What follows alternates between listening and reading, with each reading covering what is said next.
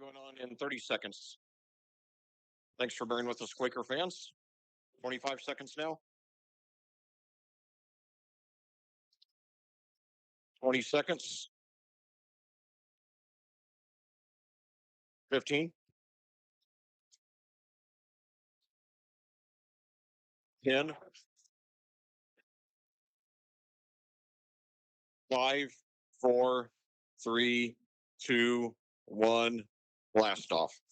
Hello and welcome to Red Pride Stadium on the campus of Plainfield High School. I'm Steve McAtee, and I'll be bringing you all the action as your third-ranked Plainfield Quakers challenge the Meridian Falcons in Week 4 of the Indiana High School football season. Well, last week your Quakers had another concerning slow start before starting to get it together late in the first half and exploding in the second half for a 35-14 win over the Mooresville Pioneers in the first week of mid-state conference play. Mooresville got the ball first, and on their first possession, they converted on 3rd and 9, 3rd and 9 again, and 3rd and 15. Then scored on 4th and goal from the 2 on a pass from Connor Cruz to Tyler Denny. Plainfield then drove the ball to the Mooresville 40 and punted, but the Pioneers went 3 and out, and their punt went only 11 yards from the 10 to the 21. On the first play of the ensuing possession, junior quarterback Bryce Bonk threw to junior Xander Natom for a touchdown to tie it at 7-7. On Plainfield's next possession, Sabank was intercepted by Denny, who returned it 35 yards for a touchdown with 9:35 remaining in the second quarter, giving him an offensive and defensive touchdown in the same game. Sabank also threw 2 other passes in the first half that were nearly intercepted. Furthermore, on 2 later possessions in the second quarter, Plainfield failed to score after getting into the red zone. Um, First, Ethan Edwards. Ethan Edwards missed a 26-yard field goal attempt. Then, after the Pioneers center snapped the ball to the punter when he wasn't watching, the Quakers recovered on the Mooresville 16, turned it over on downs with 1:36 left after 0 net yards on 4 plays. Then the momentum started to shift. The Quakers used 2 timeouts on the Pioneers' next possession and got the ball back on a punt with 1:02 left. When Plainfield had it 4th and 10 at the Mooresville 22, it looked like it was going to be another missed opportunity. But Sabank passed to Luke Starnes, who was relatively contained on the ground, and he gained 12 yards. 2 plays later, Sabank threw 5 yards to Natom for a second touchdown, tying it at 14. Then on the first possession of the second half, the Quakers had the ball 3rd and 14 at their own 43, and Sabank threw 18 yards to Natom for the first down. On the next play, the 2 connected for a third touchdown, this one from 39 yards. The 2 long conversions that led to touchdowns, first 4th and 10 and later 3rd and 14, might have been the 2 most important plays of the whole game. From there, Mooresville fell apart. Later in the third quarter, Sabank threw a 4th touchdown pass to Natom, this one from 2 yards, and finally Sabank scored on a 2-yard rush. Mooresville's defense seemed to be focused mainly on containing Starnes, and they did hold him to 20 for 90. They did hold him to 20 for 90 on rushing, though he was 5 for 46 on receiving, giving him 136 all-purpose yards. He did not score a touchdown after scoring 7 in the first 2 games, though he did score a 2-point conversion, making up for one that the Quakers missed after their 3rd touchdown. However, the Pioneers seemed largely unprepared for Plainfield's passing attack, particularly in Natom. After 7 receptions in each of his first 2 games, totaling 147 yards and a touchdown, he had 9 receptions for 140 yards and 4 touchdowns in the last game. After passing for 559 yards and 5 touchdowns in 11 games as a sophomore last season, Sabank has 602 yards and 7 touchdowns through 3 games this season. He completed passes to 7 different receivers in each of the first 2 games and 6 different receivers in the last game. Tonight, Plainfield goes for its 3rd consecutive 4-0 start as they host the Meridian Falcons, who mostly struggled since their last winning season in 2003, but have shown signs of improvement in recent years. After winning only 3 games combined in the 4 seasons from 2017 to 2020, Meridian improved to 2-8 and 4-7 the next 2 seasons.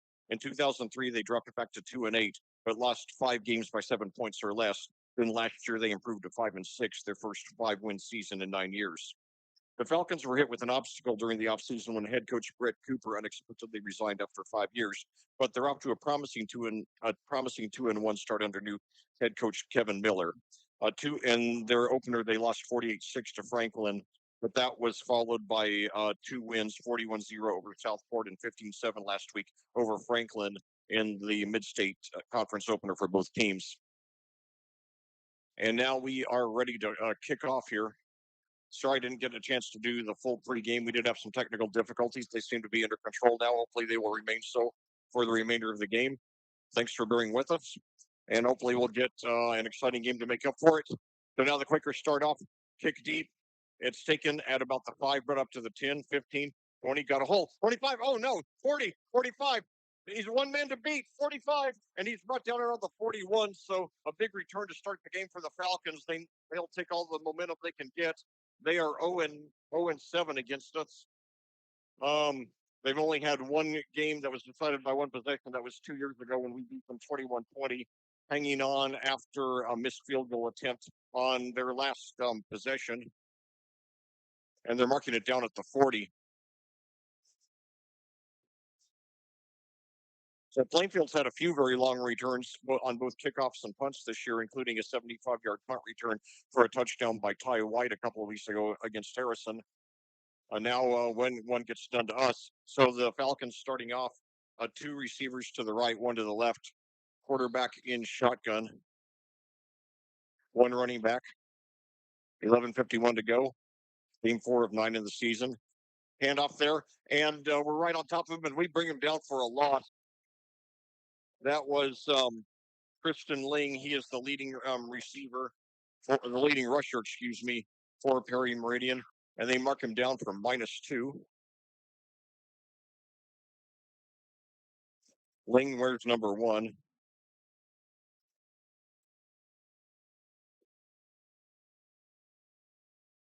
First and 12 at the second and 12 at the 42 for Perry Meridian. 2 receivers to the left, 1 to the right. Ling, the running back. Quarterback drops him back, and he's blitzed, and he almost gets sacked, but he gets rid of it. So after the return, a 55-yard return from the 5 to the 40, Perry Meridian -2 yards on their first 2 passes of the game. Their starting quarterback is Jackson Shock. He is a junior. Their starting quarterback the last 3 years was Alan Zupan, a very good player. Shock is off to a decent start here as a junior. Last name Schoch, presumably German or Dutch. So anyway, 2 receivers to the left, 1 to the right. Shock takes it, gets rid of it immediately. He's got a completion, but he's brought down a little short of the first. It's going to be about 4th and 8. On the reception, that was Carson Stringer.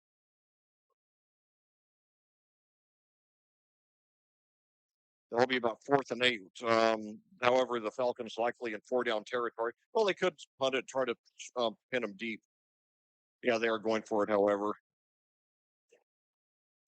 5 yards there on that pass. Now that they do punt, and it's they're gonna try to down it. They got a shot at it, but it gets to the goal line. It gets to the goal line. They chased it down, nearly got him at about the 1-inch yard line. So the Quakers take over at the 20. So excellent return to start off the game by the Falcons, but the Quakers defense comes through, allowing only 3 yards on 3 plays.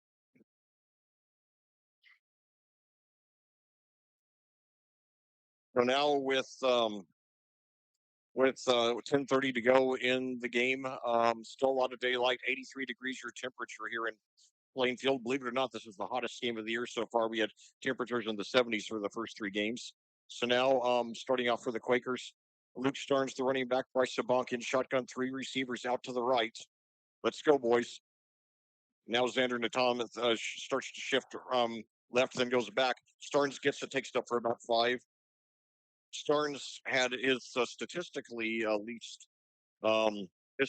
smallest game last week, but he still got 136 all-purpose yards. Gains 5 on his first carry here.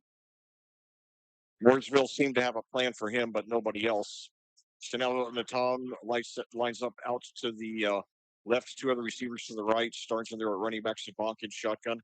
Sabank, much improved statistics starting as a junior than he did as a sophomore, where he started all 11 games last year. The snap, gets rid of it, throws to Ward. He's got a first down and more up to about the 35, so that's a gain of about 10 yards there by Austin Ward, a very promising young player for the Quakers.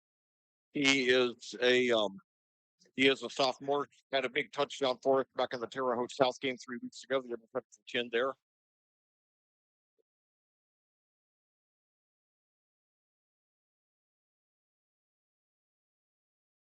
Yeah, now the Quakers lining up again. The receivers to each side now. Starnes still in there, running back. Low snap, and he gets it. They blitz him, and he throws it, and it's incomplete. The intended receiver, well, I don't know if it was intended, but the closest receiver to him was Devin D'Amato, who's had a few big catches for us. He is a junior.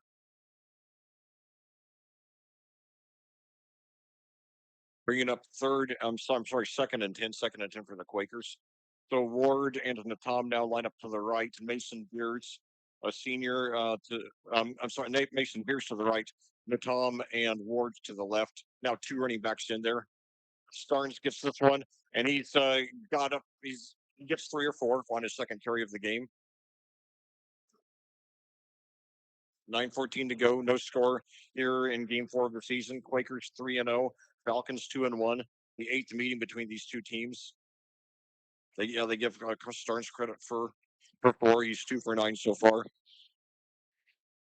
Perry Meridian joined the Mid-State Conference in 2018. The two teams had never played prior to that. So movement at the line, and we got a flag here. Quakers seem to think it's against the Falcons. We will see. Offside, so 3rd and 6 becomes 3rd and 1. The ball moves up to the Plainfield 44. 8:53 to go now. Cohen Vanderbush now in there, a wide receiver. He's out left. Mason Beers and Austin Ward's to the right. Starnes the running back, Sabank and shotgun. Takes it, passes over to Vanderbush. He's got a catch for 2 or 3. He does have the first down. The box completed 2 of his first 3. Give him credit for 3 there. So in the first 3.5 minutes, Sabank has completed passes to 2 different receivers. He completed passes to 7 each in the first 2 games, 6 last week. The improved passing arsenal has been very good for Plainfield. So now handoff to Starnes. This time they're right on top of him, though, and they stop him right around the line of scrimmage. So they'll bring up 2nd and long. A good read there by the Falcons.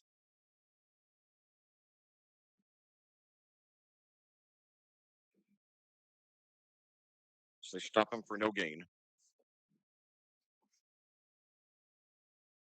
Breakers break huddle now.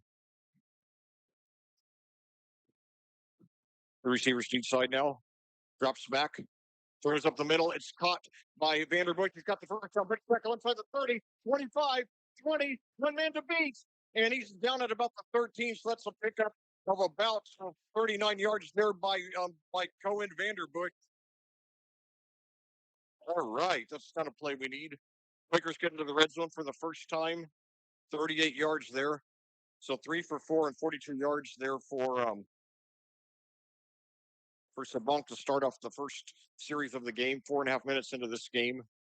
So now Natom lines up to the right. Corin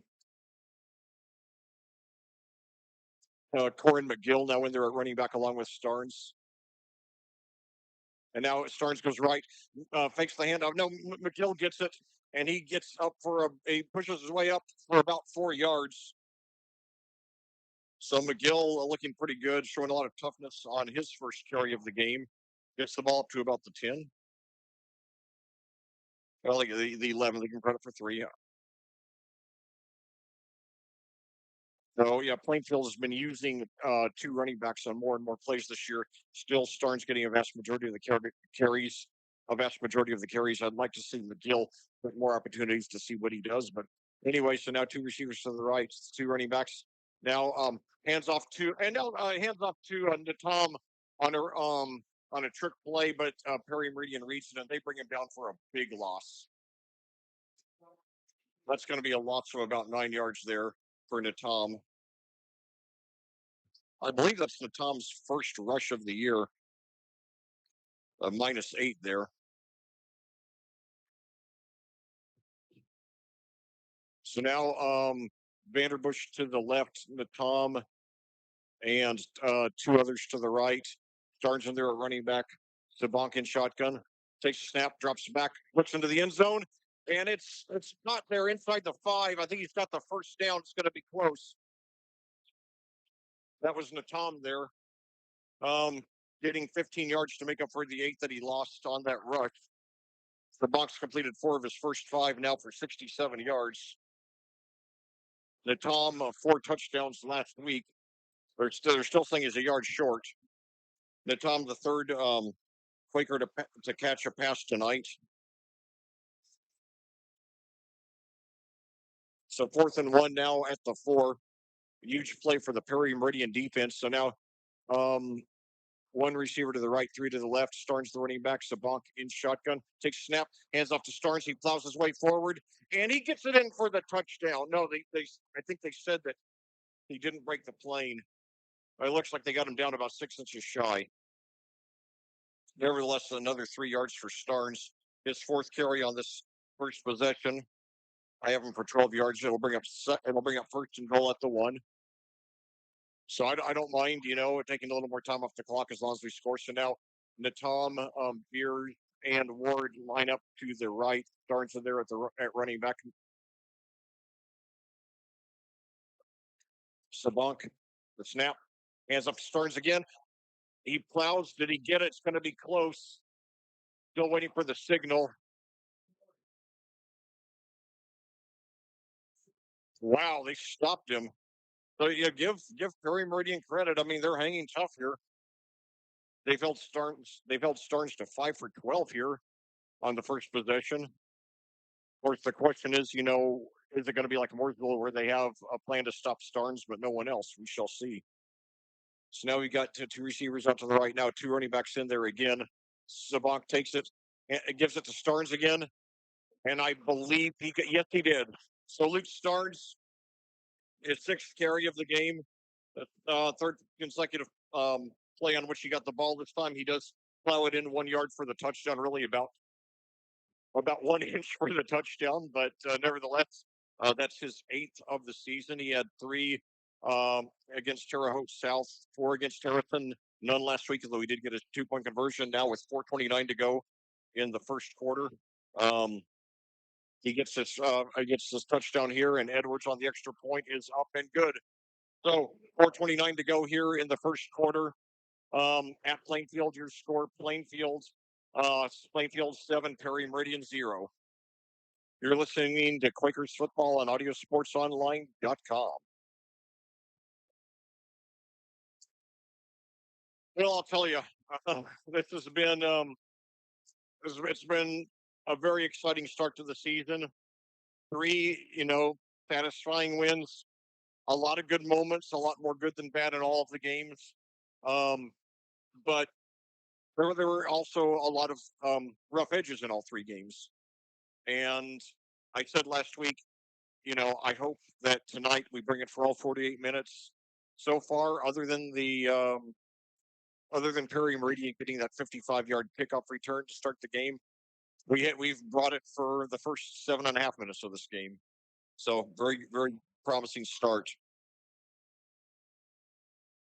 Perry Meridian probably not quite as good as Harrison or Mooresville, but probably better than Terre Haute South, comparing them to our other opponents.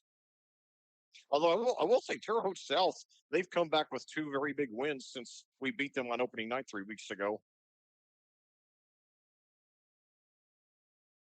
Another deep kick. This one fielded about the 11, brought up to the 20, 25. This time we're on top of him. No, he bounces off a tackler and then goes back. He gets up to about the 25, so it's a good second effort there.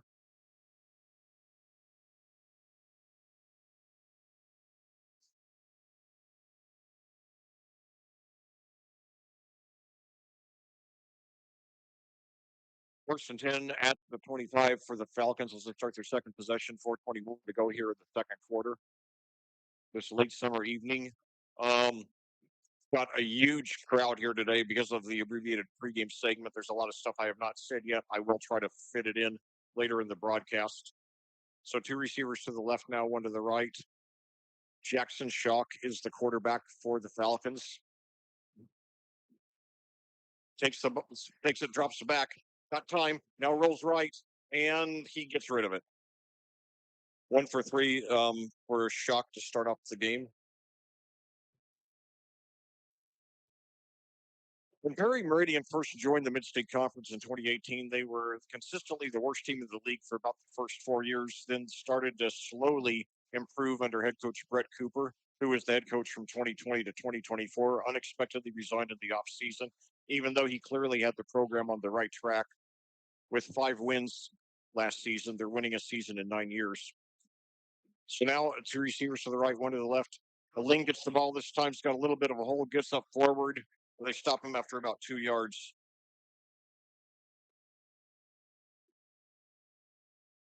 We'll probably notice a lot of Asian names on the Falcons. And,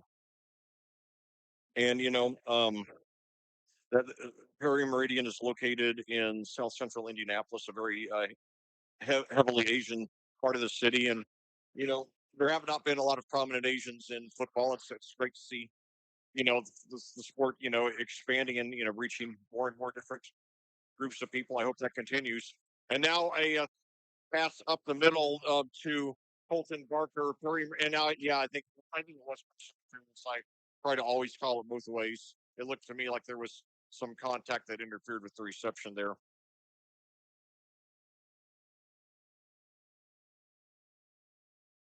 Whenever I think about pass interference, I often think about my all-time favorite high school football movie, the 1983 drama "All the Right Moves," one of Tom Cruise's first starring roles. Yeah. Oh, they said it's well, personal foul, face mask. Okay. Well, nevertheless, against the Quakers, so that will be an automatic first down for the Falcons. But anyway, one of the main plot elements of that movie was in the game scene in which the coach, played by Craig T. Nelson, um, tells the Tom Cruise player to play the ball, not the man, and that leads to a big conflict between the two, which leads to a lot of drama. But I'll get more into that later. So now 2 receivers to the right, one to the left. Now a keeper there by Shock. We got a flag. He gets around the corner, picks up about 8 yards or so, knocked out of bounds around the 50, short of the first down, but will it count? It's good for about 8 yards if it goes. It was first and 10 at the 41, the Perry Meridian 41, but it's holding against the Falcons, so it is coming back. Yeah, All the Right Moves is a very underrated movie. It's Tom Cruise's only starring role between Risky Business and Top Gun, and maybe for that reason it tends to get lost in the shuffle. But a great, great movie. I think it's an excellent portrayal of high school football in a small Pennsylvania town.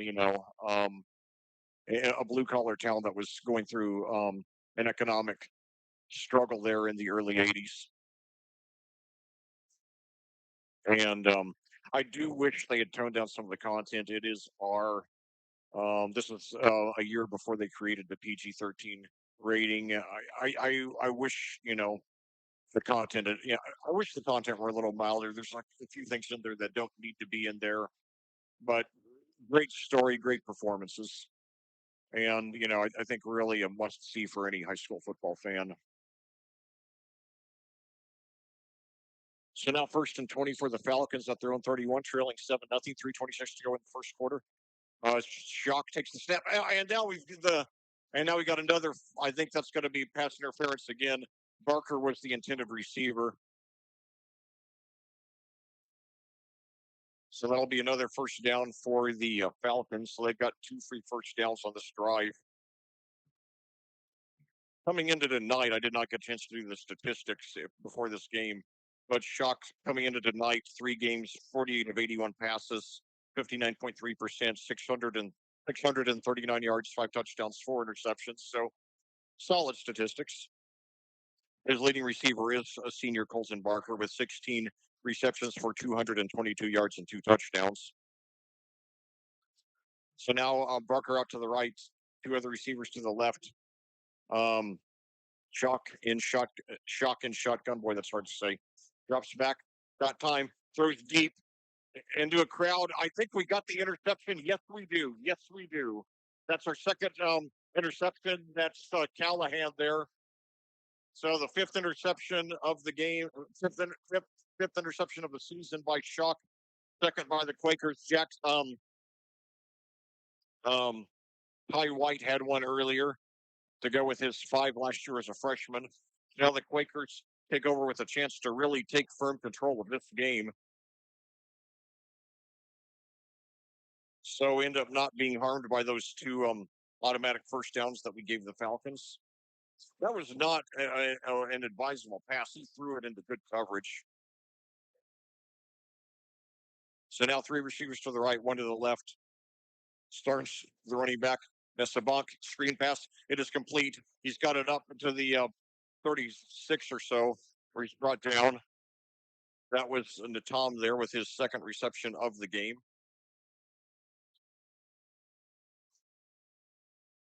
Sabonk has completed 5 of 6 now. 5 yards on that one. That's Natom's second. That one was from 5. That one was for 5. The first for 15. Second and 5 for the Quakers at their own 35. Three receivers to the left, 1 to the right now. Starnes the running back. Starnes gets it. He plows up. He's going to be a little short of the first down. I think they're going to give him 3 or 4. Starnes does have a touchdown. Has not had a huge gain yet. Gets 4 on that one. I have him 7 for 17 along with the touchdown. His 8th of the season. He's less than 700 yards away from becoming the all-time leading rusher here at Plainfield. I will get into that later. Now we've got Ward and Natom out to the left. 1 receiver to the right. Now we've got Starnes and McGill in the backfield. Now, keeper there by Sabak, but they're right on top of him, and they bring it down. Excellent timing. That was Alex Lane, a junior there for the Falcons, just found a hole there through the line, charged right in, and was all over Sabak. Brings him down for a short sack, -2.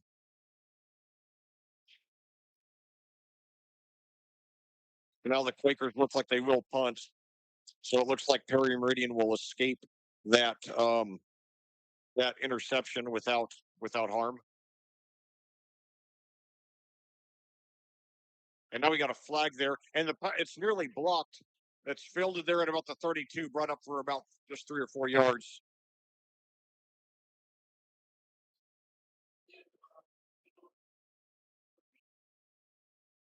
Let's see what the flag is about.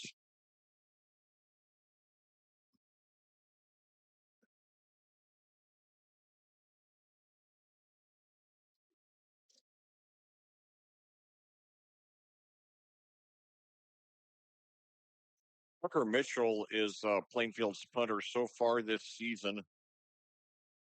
So let me see what the call is. Ball start against the Quakers, so they're going to replay the down.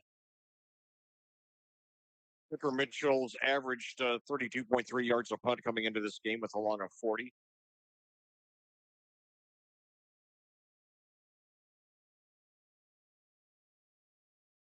.109 to go here in the first quarter. Several penalties already. 7:23 your time of day.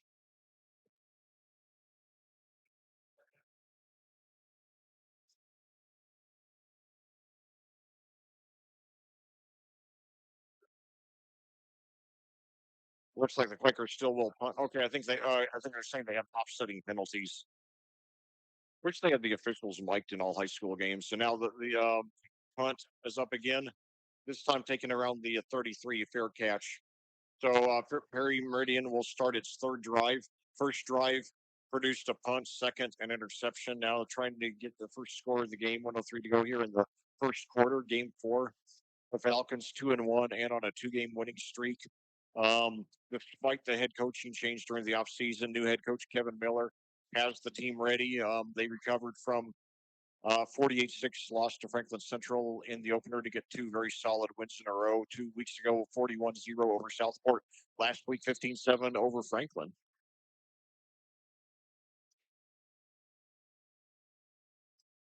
Falcons looking for their first winning season in 22 years.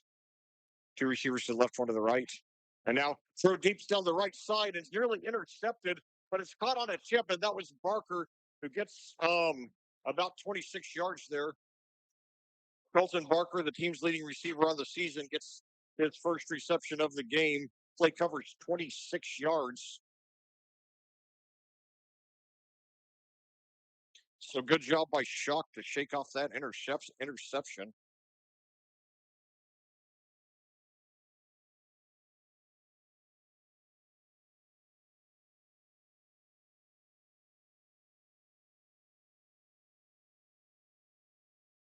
So now hand off there to Ling, and he's up for about 6.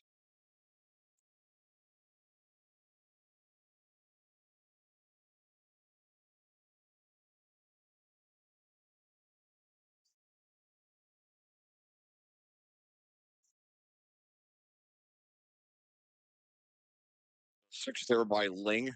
2nd and 4 now at the Plainfield 35. 9 seconds to go in the quarter now. Plainfield 7, Perry Meridian 0. One receiver to the left, none to the right. Snap. Ling gets it again. This time they're on top of him, but he drags his way forward for the first down as time expires. So, mostly a good quarter. Mostly a good quarter for your Quakers. A few too many penalties, but they do enter the second quarter with the lead. 7-0 over Perry Meridian. You're listening to Plainfield Quakers football on audiosportsonline.com. This broadcast of Plainfield Quakers football on audiosportsonline.com is brought to you by the generous support of our sponsors. We would like to recognize them and we hope you will support them.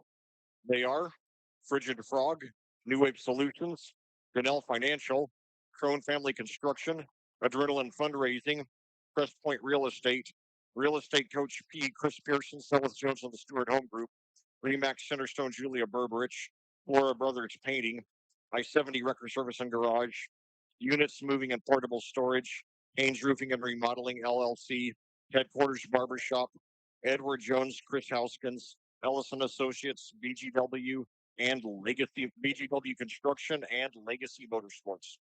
Thank you, sponsors. Your support for the student athletes of Plainfield High School is greatly appreciated.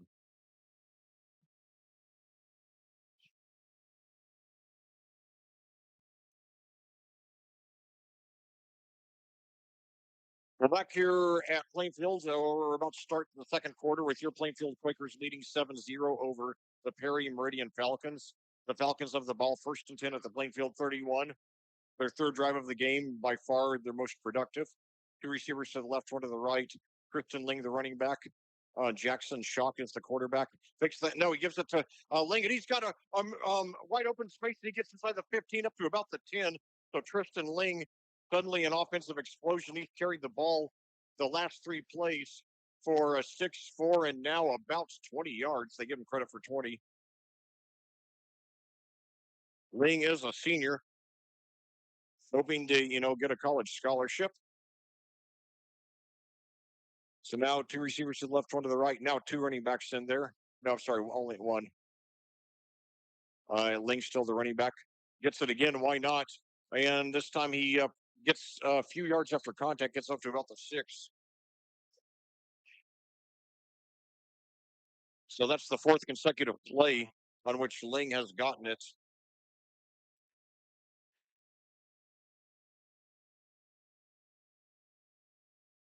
I have him 6 for 34 now. The clock stopped with 11:18 to go here in the quarter. Not sure what the reason for that is. The Falcons now get information. Barker lines up to the right. Trevon Darden and one of the receiver. Trevon Darden and one of the receiver to the right. Barker to the left. Ling, the running back. Jock in shotgun. And now pitches back to Ling. This time they're right on top of him. They stop him. He was hit at the line of scrimmage, then plowed forward. He might have gotten 1 or 2. Bring up 3rd and goal for the Falcons, trying to tie the game. They give him credit for 2. 7 for 36 on the ground for Ling. He's averaged about 4 yards a carry on the season, doing a little better than that tonight. So now Barker out to the left. Darden and one other receiver to the right. Ling, the running back, Shock in shotgun, takes it. 4 on the play clock. Now, hands off to Ling again. This time they're right on top of him. and he might have gotten one or two, but he's not close to the end zone. I think they've gone to the well a couple too many times with Ling so far, and they stop him. And now I believe Perry Meridian has just taken its first time out. So 10-12 to go. And let's see what the Falcons do here. You know, it's hard for me to say shock and shotgun for some reason. I'll do the best I can. Um,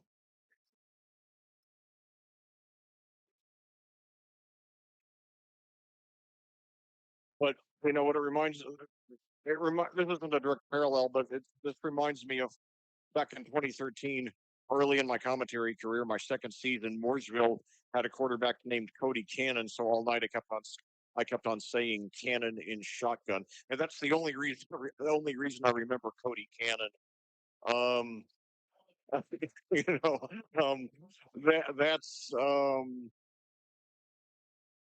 I hope to meet him someday. You know, there's certain players who have commentated in the course of my career, 14 years now, who I think would be shocked to know that I still remember them. You know, guys who I don't think even played in college. I know if they did, certainly not for a major college, and yet they just left such a strong impression with me for one reason or another. Scott Amore is one of the biggest. Also, I mention him frequently because he was such a good handoff faker, or at least I perceived him that way when I was a rookie and didn't have I was very inexperienced. Maybe today, he wouldn't impress me as much. I don't know, but I thought he was outstanding then. So to me, he's the gold standard of handoff faking. He was the senior for Danville in 2012. He's another guy I really hope to meet someday. So now two receivers to the left, two to the right. The Falcons going for it. Fourth and goal in shotgun.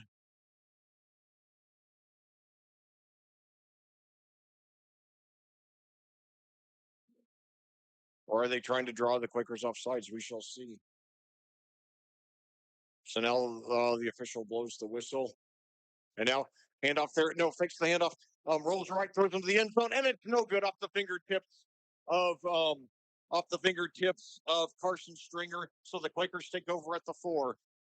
So the first good drive by the Falcons produces no points.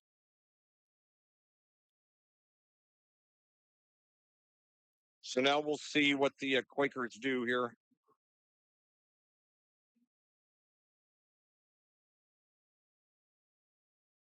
Taking over 96 yards shy of the end zone.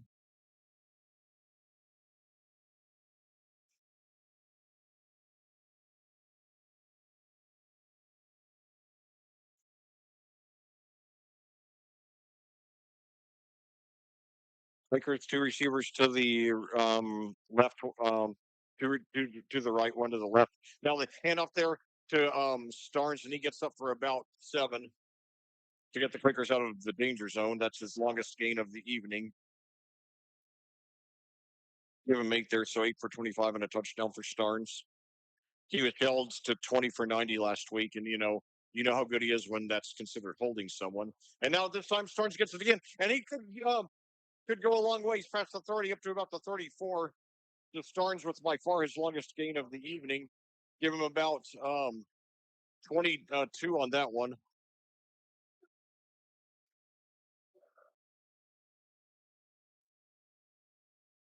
Now they do give him 22, so now 9 for 47 and a touchdown for Starnes on the game. 9:27 to go here in the second quarter. So the Quakers in two plays have taken it from the 4 to the 34, both by Starnes. Now deep throw to Natan down the left, and it's off his fingertips. He was well guarded by Colton Barker. Sabank now 5 for 7 through the air. But I like that Sabank is throwing deep more. That was 1st and 10. We're out of the danger zone. We can afford to take chances like that. So now Beers and Ward line up to the left. Vanderbush, sorry, Beers and Ward line up to the right. Vanderbush to the left. Um, Starnes and McGill in the backfield. Sabank and shotgun gives it to Starnes again. He's got some room on the left side, and he gets close to a first down. About 8 more for Luke Starnes.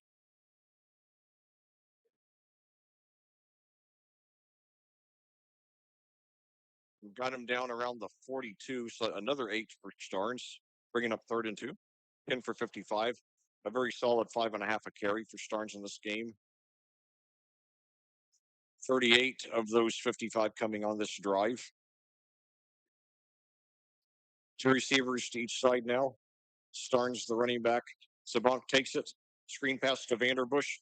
He's got the completion over on the left side. He does pick up the first, maybe a couple more.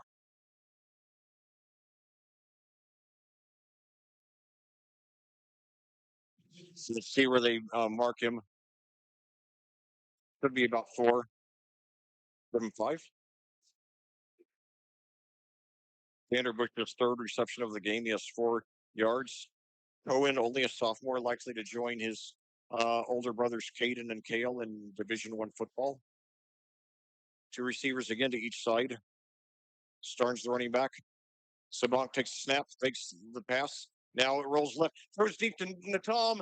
He's got it. He's got it inside the 15. Out of bounds around the 11. Xander Natom, about 36 yards there, getting us into the red zone again. The Quakers threatening to take firm control of this game, which they will with any score. All right. 39 yards there. 7 for 9 for Sabank. 3 for 59 for Natom. And now throws into the end zone and for Vanderbush, but it's too high. So 2nd and 10 for the Quakers at the Perry Meridian 14, Plainfield 7, Perry Meridian 0, 8:06 to go in the second quarter. 7:36 your time of day.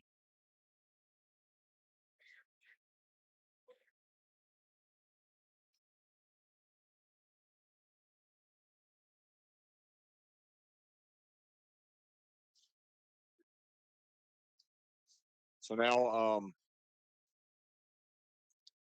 2 receivers to the right, 1 to the left. Starnes, the running back. Starnes takes the handoff, plows forward. He gets about 4.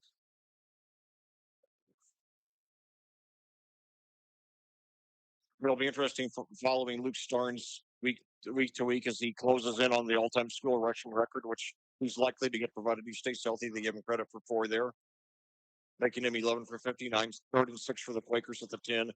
Very big defensive stand for Perry Meridian as they try to stay in this game. So now we've got Beers and Ward out to the right, Natom to the left. Starnes and McGill in the backfield. Now throws into the end zone, and it is. Did he get in? Touchdown to Mason Beers. Mason Beers, which I believe that's his first touchdown of the season. Glad to see that senior get a score. He's quietly gotten some good receptions for us this year. So Sabank 8 for 11 for 126 yards and a touchdown. Very, very solid numbers for the junior 2nd-year starter. Already starting to get some college attention. Edwards trying to make it 2 for 2 on extra points. The kick is up and it is good. So 7:23 to go in the second quarter. Your Quakers have opened up a 14-0 lead. They look like they're in very good shape on their way to 4-0. Bryce Sabank throwing his 8th touchdown pass of the season, and Mason Beers getting his first touchdown of the season.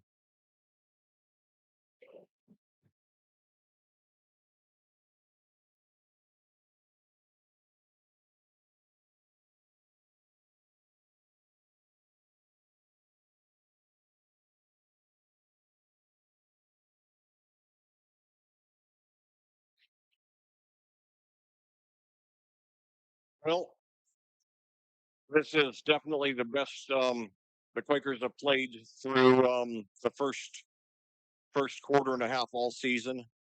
Hopefully, hopefully it's a sign of things to come. As a plane flies over, I don't think I noticed any planes fly over the stadium in the Harrison game. There is one tonight. For those of you who don't know, we are very close to the Indianapolis International Airport here in the southwest suburbs of Indianapolis. By the way, beers on that touchdown pass on that. Excuse me. Um, so now the kick down to about the two. I believe that's our longest kickoff of the year, and they tackle him around the 12. So very good coverage there by the Quakers. But yeah, Mason Beers had that touchdown reception, and that was the fifth different receiver to catch a pass for Plainfield tonight. A tremendously improved passing offense this year. I thought it would be improved. I didn't think it would be this improved. It's been a very pleasant surprise. The Tom has gotten most of the publicity, but Beers has come through for some big plays with us, as has Ward.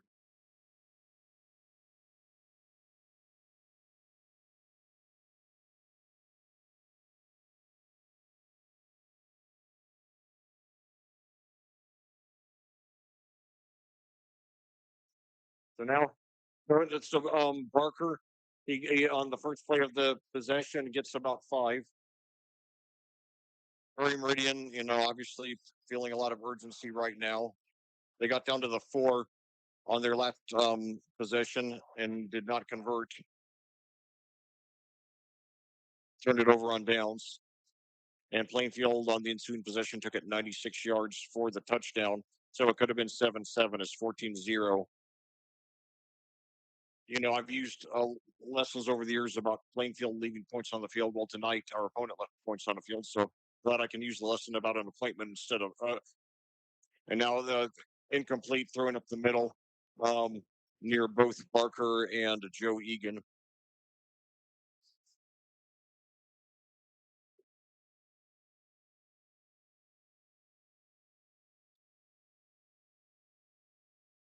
It's nice to be able to make the example using an opponent rather than us.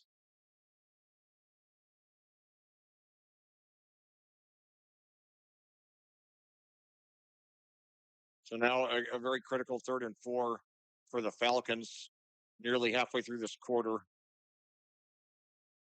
especially since we get the ball first to start the second quarter, and we already have a 14-0 lead. And now we've got a timeout here, I believe. Well, no, we got a penalty. Let's see who it's against. Delay of game, delay of game against the Falcons. So a pretty manageable 3rd and 4 now becomes a daunting 3rd and 9.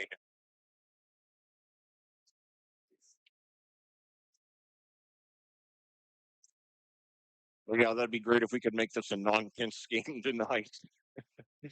The last, you look at the score of last week's game, we won 35-14. You think it was comfortable. It was not comfortable until the third quarter. It was very tense for all the game prior to that. And now he throws up the middle into double coverage. It's incomplete. Once again, Egan, the intended receiver. And now it looks like Shock got hit. He is slow to get up. He looks groggy, though he is walking on his own power. So Shock only 3 for 9 by my count. 37 yards, no touchdowns, 1 interception. So the punting unit coming onto the field, 6:31 to go. They'll be they got the ball in the 15, so Plainfield should get the ball in good field position.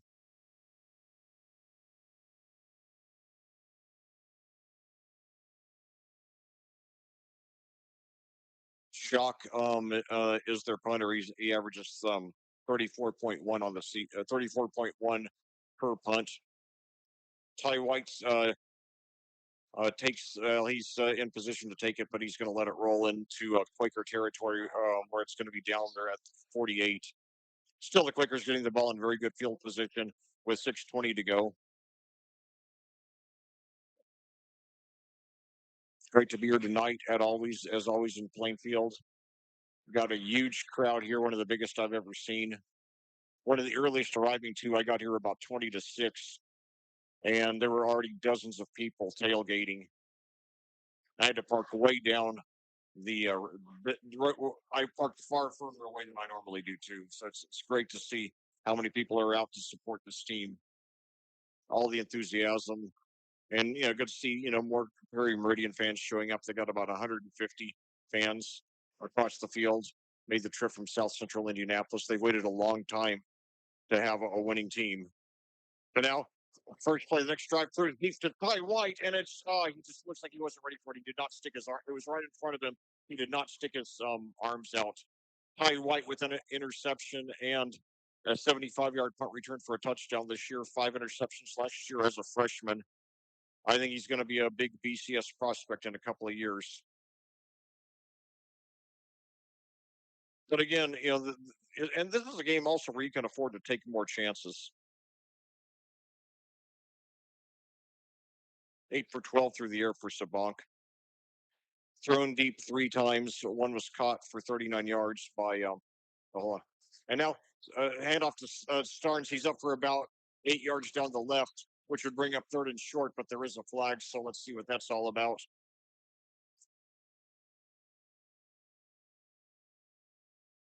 Holding on Plainfield, so it will be coming back. 6:09 to go. Number one criticism of Plainfield in this game, if more penalties than I would like, but overall, a very, very solid A- performance. Certainly, it's the best they've played through a quarter and a half all season long. No question about that. They have been, well, I'll have a breakdown for you later on. I got some interesting statistics for you when we have enough of a break in the action. 2 receivers to the right, one to the left.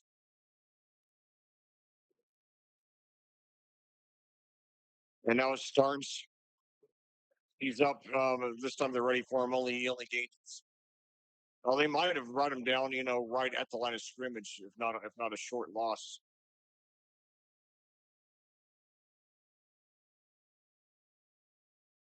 I'm sorry, I was looking at the wrong yard marker. So Starnes gets up for 3, 12 for 62 and a touchdown for the senior superstar 3-year starter.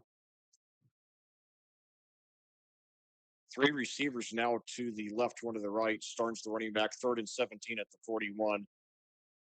Boy, this would be huge if we converted here. Sabank drops back. Scott time throws up the middle, and Ward's got it for the first down. Yes, he's down at about the 40. So from 141 to the other 40, 19 yards. Austin Ward, his first reception of the game. All right. Boy, that is a huge conversion. And we had a couple of huge ones last week as well.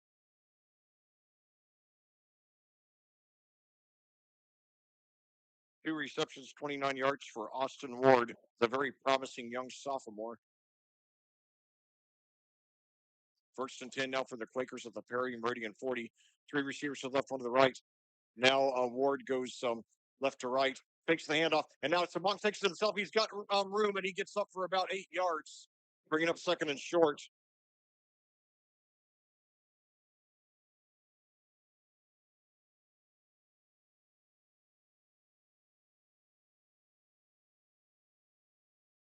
Very good.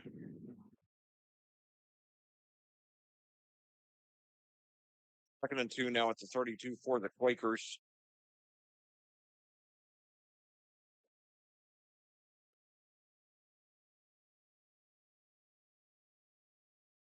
Receivers to the left, 2 to the right now. Screen pass over to Ty White. He gets it. If he's got the first down and more, up to about the 11. That might count as a rush. We'll see.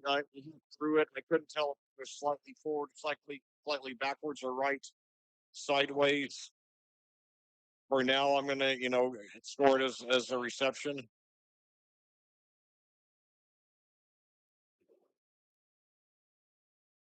Perry Meridian now taking a timeout. White gets 10 there. He is the 5th Quaker to catch a pass tonight, along with Ward, Vanderbush, Tom, and Beers. Beers has the only receiving touchdown of the game. So when we resume play, Plainfield will have the ball 1st and 10 at the Perry Meridian 22 with a 14-0 lead, 4:07 to go in the second quarter. The Quakers get the ball to start the second half. Sun's close to setting now here in a Plainfield, 7:49. My observation from 14 years of commentating high school football, we lose about 10 minutes of sunlight a week. By the time we get to the end of the regular season and the beginning of the playoffs, it'll be it'll be dark by kickoff. So now Vanderbush out to the left, two other receivers to the right, McGill and Starnes in the backfield. Sabank in shotgun. The snap. Now hands a double reverse, and he's got room on the left side inside that 15, and that was Xander Natom um, with his second rush of the game. Good trick play. He gets about 6 or 7 yards out of it.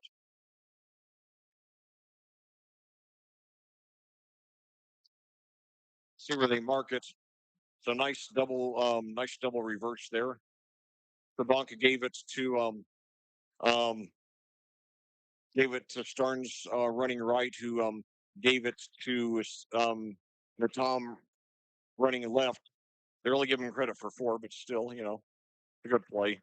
Bringing up 2nd and 6 at the 18. I really thought he got up to the 15, but the thing is, he might have barely stepped out at the 18, I guess, but I did not see that. So two receivers to the right, one to the left, two running backs again. Takes the handoff. Takes the snap, excuse me. And Sabank now takes it up himself up to the 15. He breaks a tackle and then gets out of bounds around the 13. So I think he's going to be a yard short of the first. His third rush of the game.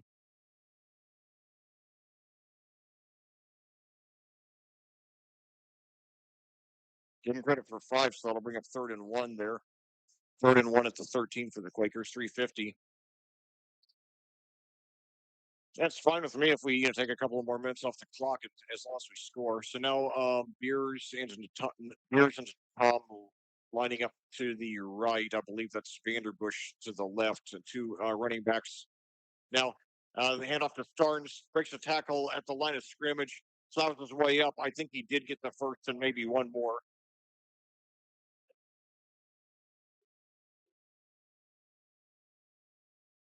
He did get the first. He did get the first. They gave him a little more than I thought. I thought he might have gotten to the 11. They saved the 10, so 1st and goal for the Quakers at the 10. 3:35 to go and counting. Natom and Beers to the right. Beers a touchdown tonight. Natom 4 touchdowns last week, 5 on the season. I believe it's Vanderbush to the left now. Savant takes it, gives it up to Starnes, spins around, and he gets into the end zone for that touchdown. All right. So Luke Starnes, touchdown number 2 on the game, number 9 on the season, and the Quakers have a 20-0 lead with the conversion pending. 3:16 to go in the second quarter.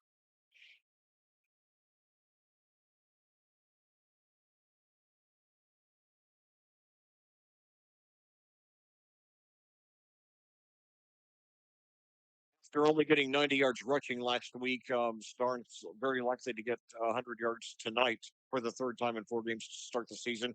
He did have well over 100 all-purpose yards last week, as the extra point is good. So 3 for 3 for Edwards tonight. He's settled down after that rough start to the season.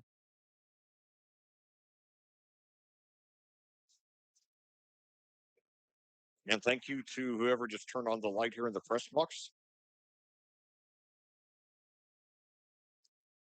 So the scoring for the Quakers: a 1 yard rush by Starnes, a 10 yard pass from Sabank to Beers, and then a 10 yard rush by Starnes.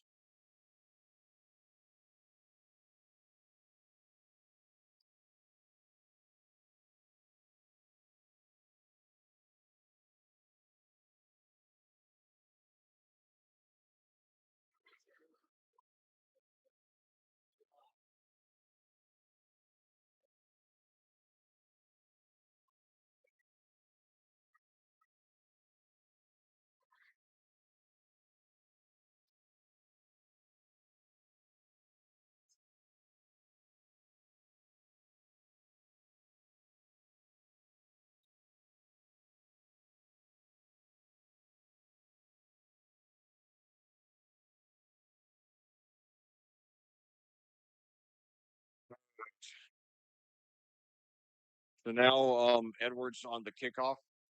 His kickoff is this has probably been his best kicking off game. He nearly got his first touchback a little while ago. Now his fourth game. This one goes into the 10, and it's mishandled, and the Falcons fall on it just shy of the 20. That could have been a disaster. Had we got at Plainfield gotten that, we would have had a shot to get a quick 28-0 lead and get get a 35-0 lead to start off the second half when we get the ball first, and that would have put us into a running clock. We had two running clock games last year, excuse me, a week 3 against Mooresville, and then in the opening round of the playoffs against Anderson. And I'll tell you, that Anderson game, though we did win, and I'm thankful we did, that was not a pleasant experience for me. I really felt for those Anderson kids for being put in a position like that. That was just so sad for those kids, especially the seniors. So now two receivers to the left, one to the right for the Falcons, trying to stay in this game. Very deep throw now to Barker, and it is caught, and he could go all the way. He's inside the 30 up to the 25. Boy, that was a play that the Falcons desperately needed. About 56 yards there. So I credit them for not throwing in the towel. 55 yards there. Colton Barker on the reception. He has 3 of the 4 receptions for 87 yards.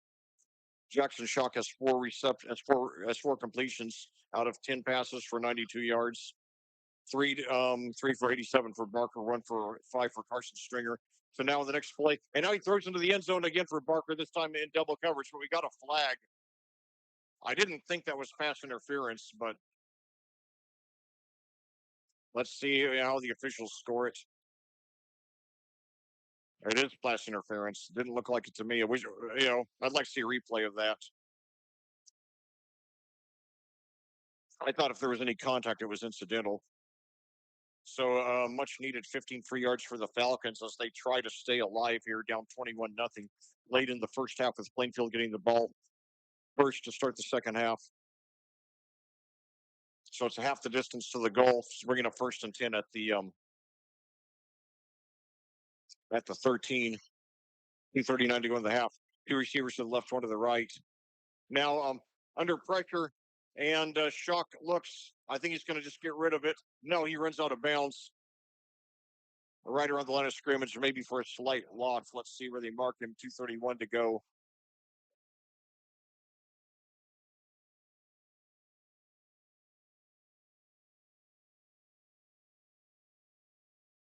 Actually marked him out for a -2.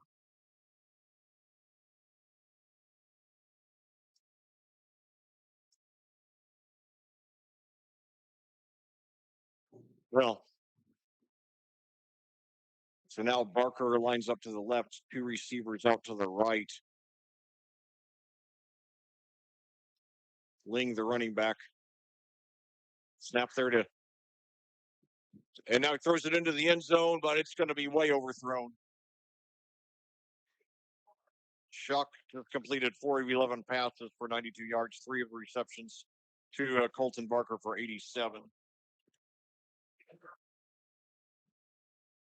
3rd and 12 at the 15 for the Falcons.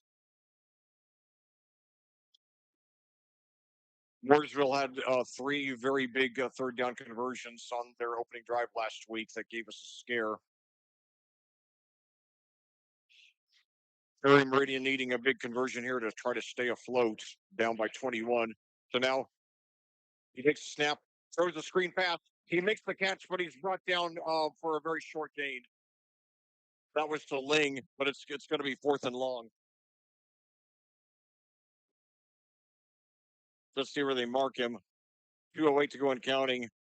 I would bet Perry Meridian would take a timeout here. So they're giving him credit only for 2. And finally, 2 minutes to go, there is a. Now Plainfield takes a timeout. Maybe just want to make sure that the guys stay settled down and don't do just don't give up the 10 yards here. So one good thing about saving your timeouts for this late in the half, you can use them. You have the luxury of using them at times like this when they're not vital, but it's just nice to have to guard against any kind of breakdown. It's a sign of a well coached, good fundamental team, which you would expect from a team coached by a blessed. As same with the Brian Woodard,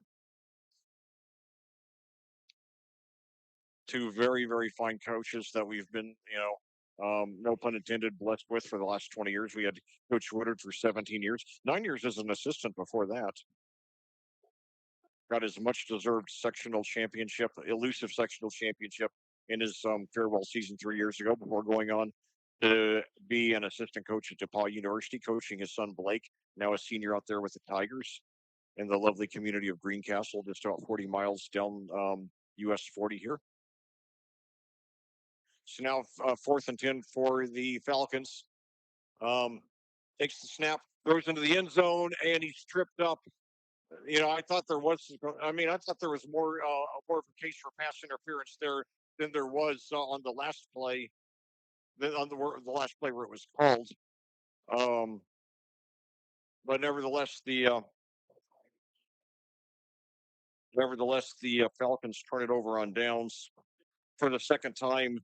They've turned it over on downs both times they got into the red zone. The first time at the 4, and the Quakers responded with a touchdown. Now with 1:55 and 2 timeouts, I bet they're going to go for a touchdown to get a 28-0 lead, and then on the first possession of the second half, try to make it a 35-point lead, make it a running clock, get the game over with quickly, rest the guys. So now he's nearly sacked, but he gets it away. A screen pass breaks the tackle, gives up for about 6. Barnes with his first reception of the game. Sabak has completed 11 out of 15 passes now. They give Starnes credit 9 there.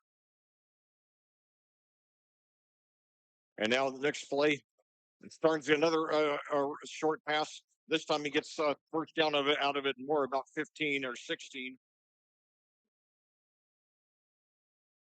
Starnes had 5 receptions for 46 yards last week. Had a 41-yard reception touchdown a couple weeks ago against the 3 weeks ago against Terre Haute South. So now a hurry up offense by Plainfield, and this time Sabak throws it away.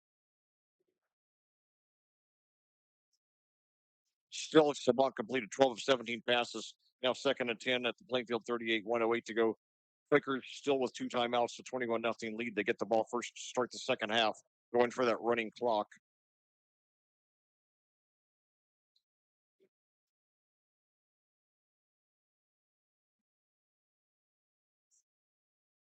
So Luke Starnes has hold that thought. So 2 receivers each side now. Starnes the running back. And now this time throws up to Vanderbush. He's got it and out of bounds quickly after picking up about 7. Vanderbush with his 3rd reception of the game. Give him 7. Vanderbush, 4 receptions now, 54 yards. Very promising young sophomore. 3 receivers to the right, now 1 to the left. Takes a snap, throws over to the left side, nearly intercepted. So I think there was some miscommunication with Natom there. 3rd and 3 now for the Quakers at their own 45, 101 to go. Very critical defensive play for Perry Meridian as they try to avoid going down 4 touchdowns going into the locker room. They've turned the ball over on downs twice in the red zone tonight. And now we've got a timeout. Plainfield's taking a timeout with 101 to go, so let me catch my breath. Well, I was about to say, so for the 4th time in 4 games to start the season, Luke started more than 100 all-purpose yards. And this time doing it in 1 half. I think he did it in the first half in the first 2 games as well. But anyway, he has 14 rushes for 75 yards and 2 touchdowns, and 2 receptions for 27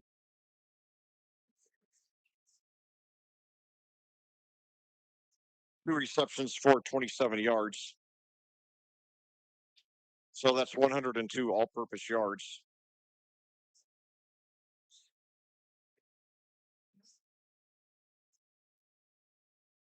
Six different Quakers have caught a pass in the first half tonight.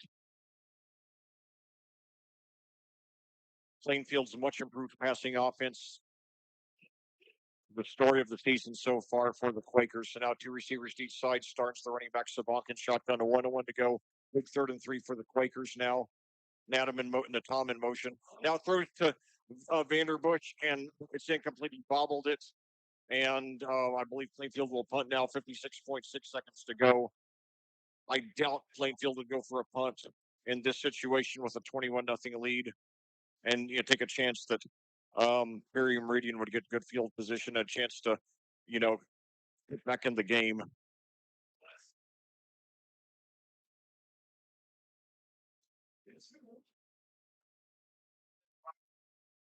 But yeah, the way Plainfield moved the ball, to start off the drive, they looked like they were going to score again. I give Perry Meridian credit for making some big plays when they needed to, and now taking over. No, I'm sorry, that was 4th down. Excuse me, I apologize. So now they do take over. I lost track of the downs there. That was my fault. Sorry about that. They give it to Ling though, only 1 yard though.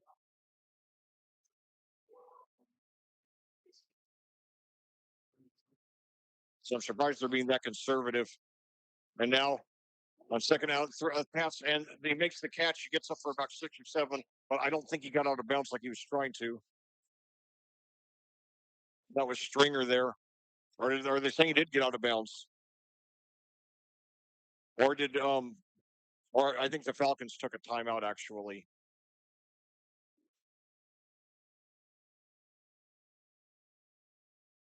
The scoreboard is not shown, as not, reset to reflect that last play. Okay, so that was a 7-yard pass to Stringer. The 5th completion.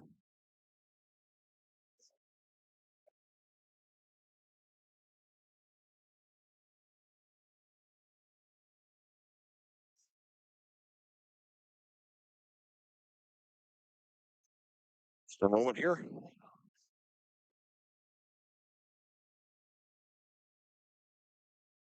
Back to action here, 3rd and 2 for the Falcons at their own 38.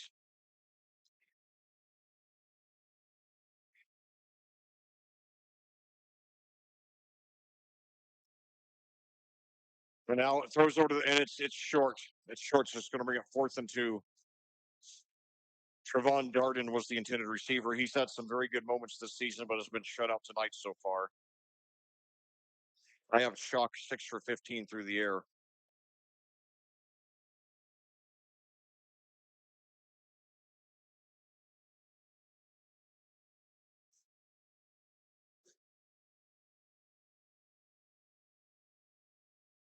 So 2 receivers to the left now, 1 to the right. And now keeper there, and he does have it himself. Shock has it. He has the 1st down, gets out of bounds, stop the clock. So good play there by Shock.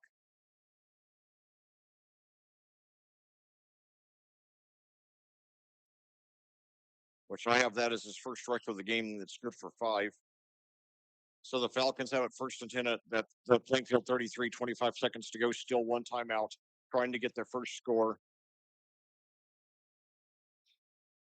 2 receivers to each side now. And now it's a bobble snap, but he gets it and he throws it, and it's incomplete. Ling was the intended receiver. They sent the wide receiver deep. Sometimes that does fake out defenses, but Ling did not get the grip on it. So 21.1 seconds to go.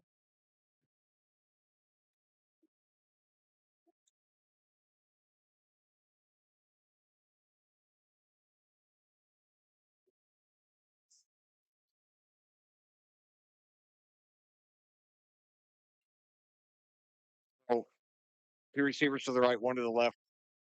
Shotgun, takes the snap, drops back, throws up the middle, and it's intercepted by White. Intercepted by Ty White, number 2 on the season. Number 7 for the career for the sophomore. All right. So now with 16.5 seconds to go, each team with one timeout. Plainfield taking over around their own. Plainfield taking over at their own 24. I assume they will just kneel out the clock. They get the ball first to start the second half.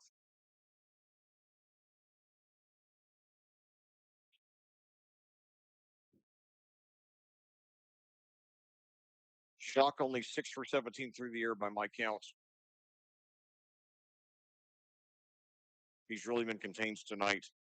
So now, they're going for it. 3 receivers to the right, 1 to the left, and now it throws deep. Now he throws it away. 9.7 seconds to go on the clock.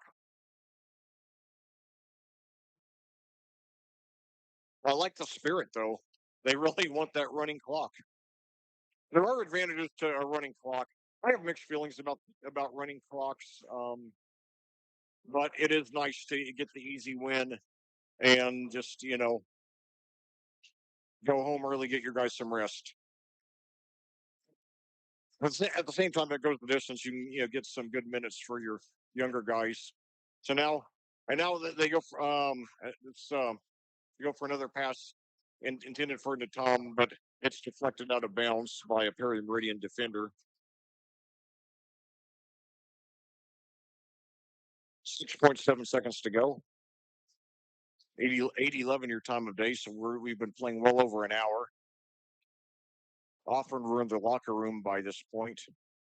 So now 3 receivers to the right, 1 to the left. Starnes the running back. At least 1 more play for the Quakers, maybe 2. We'll see. Now hand off to Starnes. And he's got plenty of room. He's got a first down and more up to about the 42, but he's not going to be anywhere close to the first down. And the clock does stop to move the chains with 0.2 of a second left. 17 yards for Starnes. Let's see if Plainfield takes their time out. No, they don't. They let it run out. So, a mostly very good first half for your Plainfield Quakers. They lead the Perry Meridian Falcons 21-0. And we'll be back with the first half recap and a lot of other information after these words from our sponsors on audiosportsonline.com.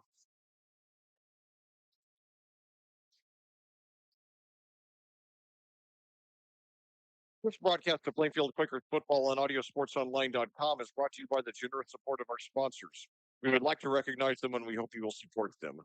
They are Rigid Frog, New Wave Solutions, Ganell Financial, Crone Family Construction, Adrenaline Fundraising, Crest Point Real Estate Coach Chris P., Chris Pearson, Selwith Jones and the Stewart Home Group, Remax Centerstone Julia Berberich, Flora Brothers Painting, I-70 Wrecker Service and Garage, Units Moving and Portable Storage, Haynes Roofing and Remodeling LLC, Headquarters Barbershop, Edward Jones, Chris Hoskins, Ellison Associates, and BGW Construction and Legacy Motorsports.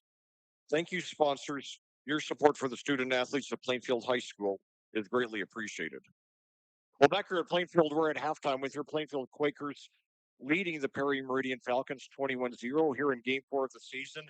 It's a game in which, for the most part, Plainfield has played well for the entire first half. They've been generally a slow starting, strong finishing team all season, leading to a 3-0 record and a number 3 ranking in the AP and USA Today polls this week, as well as number 4 in the Indiana Football Coaches Association poll. Tonight, however, it's been their most complete first half of the season. They took control of the game early, and on the 2 Falcon drives that did get into the red zone, there was a turnover and downs both times, and the Quakers have never been seriously threatened. With 4:29 to go in the first quarter on Plainfield's first possession, Luke Starnes scored on a 1-yard rush.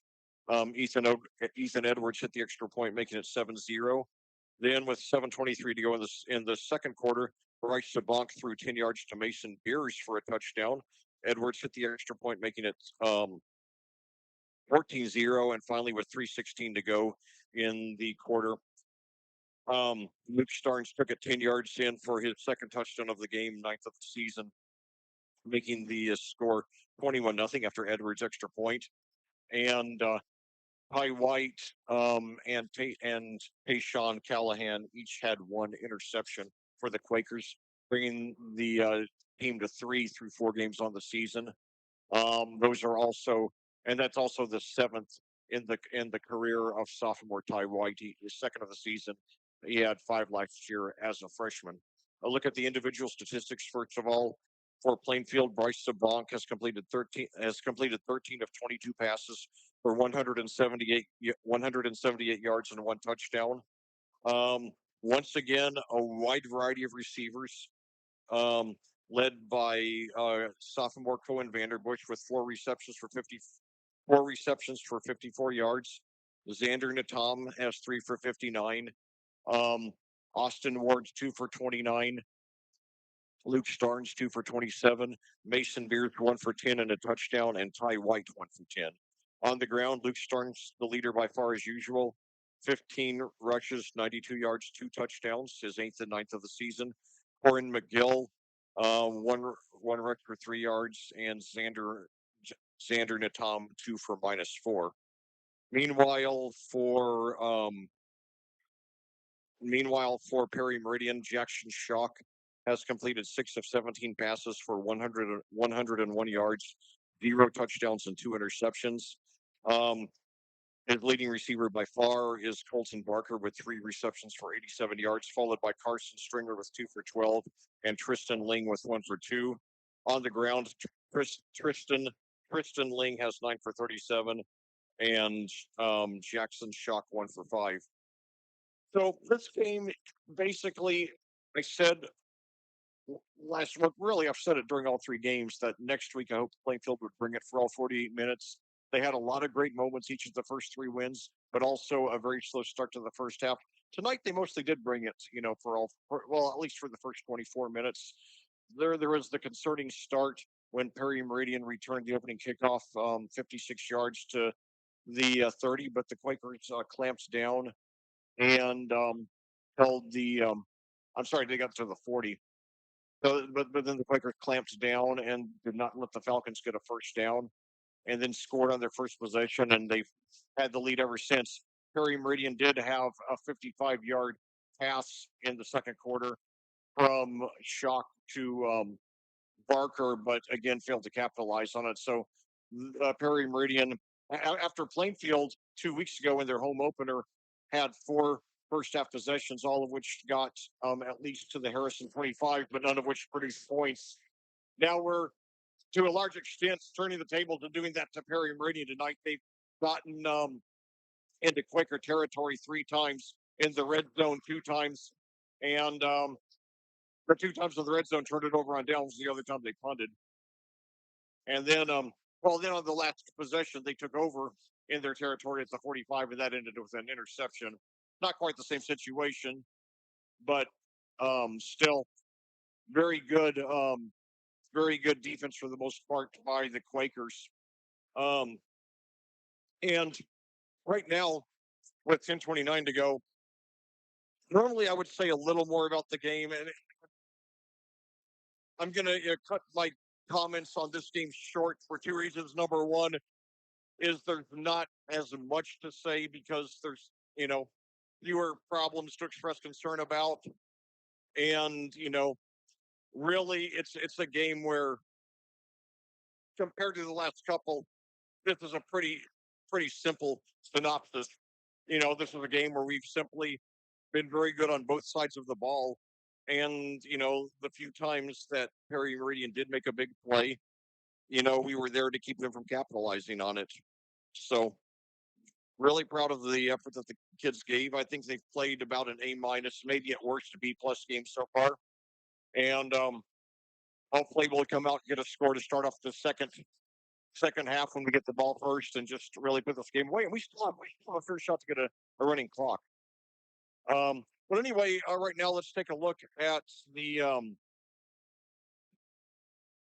what the other Hendricks County teams are doing right now.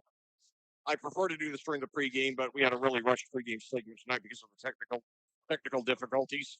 Starting in Class 6A, Brownsburg Bulldogs, Class 6A state champions last year. They look poised to repeat this year, get back-to-back championships like they did back in 1984 and 85. They remained at number one after last week's 35-7 win over Franklin Central. Um, Tonight they play at number nine Avon, cross-county rival, one of only three um, intra-Hendricks County games scheduled for the regular season this year. Um, Speaking of Avon, they dropped three notches to number nine this week after losing last week to currently number five Hamilton, currently fifth ranked Hamilton Southeastern 17-14. Like I said, they host Brownsburg tonight. In Class 4A, Danville remains the only unranked team in Hendricks County. However, they did get their first one of they did get their first one of the season. Um, they did get their first one of the season last week, easily 49-6 over Anderson, the same Anderson we beat 63-8 in the playoffs last year. Tonight, Danville hosts the 1-2 Hamilton Heights Huskies, who hail from the lovely community of Cicero in Hamilton County, just north of Indianapolis. Also, then moving down to Class 3A, Cascade holds at number three after a 42-6 win over the Northam Cougars. Tonight, the Cascades should move up to 4-0 as they host the 0-3 North Montgomery Chargers.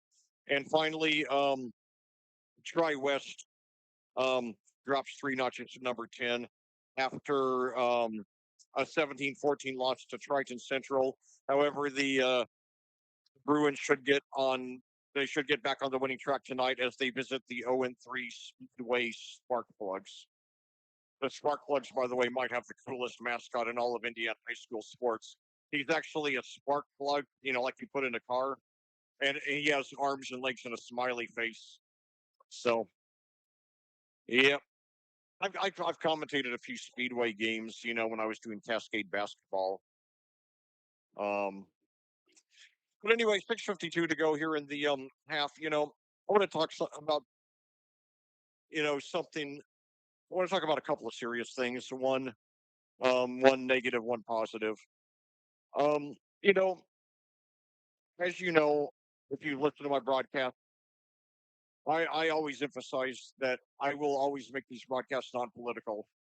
I check my politics every time I get to the press box door. I'm sure that listening to me right now in the audience, there are people who voted for President Trump, and there's people who voted for Vice President Harris, and maybe some people who voted for other candidates like Jill Stein or some of the others. And no matter who you vote for, I don't care. You know, I'm very thankful to have you in my audience. It's an honor and pleasure to bring you these exciting games. We might have differences in politics, but these broadcasts are about uniting us um, on the thing that we all love, which is Plainfield football, which is the kids who give so much, who over the last several years of their lives have given thousands of hours of blood, sweat, tears, and probably several injuries to this program to bring it to where it is now at number three and with aspirations of a very deep tournament run as we hear Don't Stop Believing by Journey.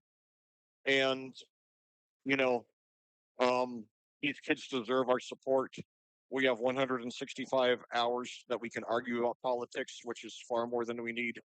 So during these games, we put all that aside. We're not Democrats. We're not Republicans. We're simply Quakers. We support these kids no matter who we support in politics. And we also have to remember that even when we have political differences, one thing we all want is a better America, even if we have different ideas about how to achieve that. And you know, 2 days ago we were struck with something that shook a lot of people, including me. I mean, it's been a long time since the death of a famous person shook me in this way, because to me it symbolizes the very sharp division that we have in this country. And I'm not going to give my opinion on Charlie Kirk's politics, but I will say this. He did say something that no matter where you are politically is undeniably true. Um, he said that when discourse ends, violence begins, and unfortunately, in literally the most tragic way possible, 2 days ago, that statement was proven to be 100% true. Um, and I hope and I pray that horrible incident will be what turns this country around and gets us to realize we have to stop. Um, we have to stop this division. We can have disagreements without dividing. Um, and you know, he said that when discourse ends, violence begins. So let's practice discourse. If you disagree with someone, sit down and talk to them, tell them what you believe and why, and then show them the same courtesy, listen to them open mindedly. And if in the end, after you do that, if you disagree, then so be it. The world's a big enough place for all of us. Um, but don't hate people because they disagree with you. Don't call them vile names. You don't have to socialize with them. But the only thing it takes to have a peaceful society is for everybody to leave everyone else alone, to allow them to live their lives as they see fit, and to give others the same freedoms that we want for ourselves. And you know, nothing is worth killing somebody over. And I think that the thing that's disturbed me the most in the last 2 days is seeing the number of people who are either celebrating Charlie Kirk's death or who are at least saying that or implying that it's less tragic because they believe he was a bad person or had bad views. And if you believe, as I do, that every human being is precious, that I believe that God created every one of us, and therefore we have inherent value. Every life, even the lives of people I dislike, I would never wish any harm to. And we must start valuing all lives, even those of people we don't like. And you know, finally, I always end my broadcasts, inspired by that awful mass shooting in Las Vegas 8 years ago. Um, I always end my broadcast by saying there is a difference only you can make. And if each of us makes the differences that only we can, we can't stop every tragedy from happening, but we sure can make the world a whole lot better than it is. And I hope that this game will be a refuge for all of you from the tension of the last couple of days. And I hope that the joyful innocence of this high school football game um, here in Plainfield, Indiana, this lovely community in the heartland of America, will be a reminder to you that though there is bad in this country, there's evil in this country, there's also a whole lot of good in this country. And we can use the good to fix the bad. And so let's all do our part. Let's all make the difference that only we can. And finally, to remember a Hoosier legend who died, I think just about a year ago to the day. I'll have to check the exact date, but Tito Jackson of the Jackson Five. He died about a year ago. I remember talking about his death, I believe, during the Greenwood game in Week 5 last year. I mean, and one of the last songs he ever recorded. There's a video on YouTube that you could see. It's called "Love One Another," and his three sons, who later comprised the group 3T, said that was the motto that he always taught them: love one another. So let's all do that. And one other thing, um, one problem with social media. There's a lot of good in social media, but one bad thing about it is when you're behind the perceived perception of your computer screen or your phone screen, it is easier to make rude, abusive, or hurtful comments that you would not make to the person face to face. So before you hit that send button, ask yourself, would I make this comment to this person if he or she was sitting in the room with me and I could see the hurt feelings that I caused? And if the answer is no, then don't press send and go back and find a nicer way to say what you want to say, or don't say anything at all.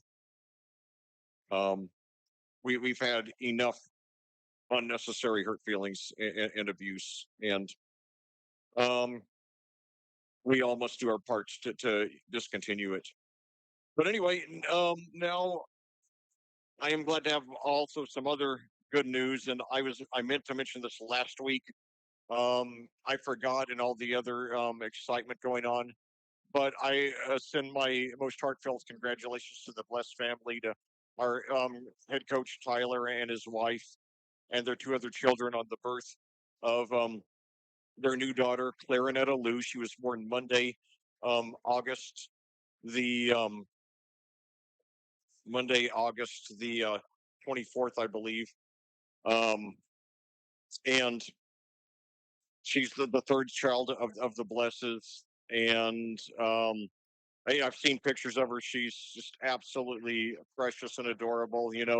Um, I'm not a grandfather yet. I have two children who are 21 and 20. I do have an adorable grandniece, Eliana Joe, who will be 2 years old on October the 7th. She and her mom and who's my niece and her dad, my nephew-in-law. Um, they just moved from Sacramento, California to the Milwaukee area, so now I'm hoping that I'll be able to see them a lot more easily. But anyway, congratulations to the Bless family again on their daughter Clarinetta Lou, born um, no, August the 25th. That was the date. It was the Monday after the season opening game. So between the Terre Haute South and Harrison games. So glad to follow that really serious, negative commentary with some very happy news. But I hope the negative commentary will, send positive messages, and I hope it teaches us. I hope it helps spread um, messages that can make the situation in this country a lot better. Now, opening kickoff by Plainfield, return to the 30.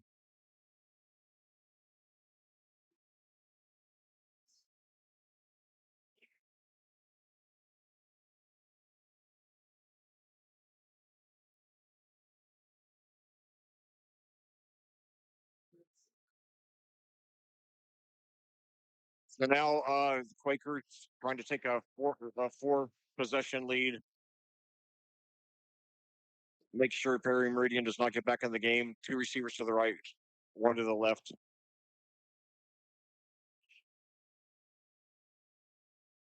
I snap it, he gets it, ends off to Starnes, and he breaks through, and he got almost a first down. So Luke Starnes, I believe that puts him over 100 yards on the ground. He already had more than 100 all-purpose yards in the half.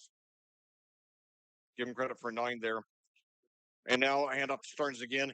He's got the first down and more past the 45, past the 50. We got a flag past the 45, 40, and out of bounds around the 37. It could be coming back though. But while I'm waiting for the results of the call, I'll just say one. Um, okay, it's going to be against Plainfield. This will be the last, really deep comment, unless something else happens. Um, when something terrible happens, the only thing to do is figure out how we can make good out of it. If we don't allow to come out of bad, nothing ever gets better, and we all need to make things better. Okay, so Quakers ball backed up now from 2nd and 1 to 2nd and 11 at their own 29. 21-0 lead, 11:25 to go here in the third quarter.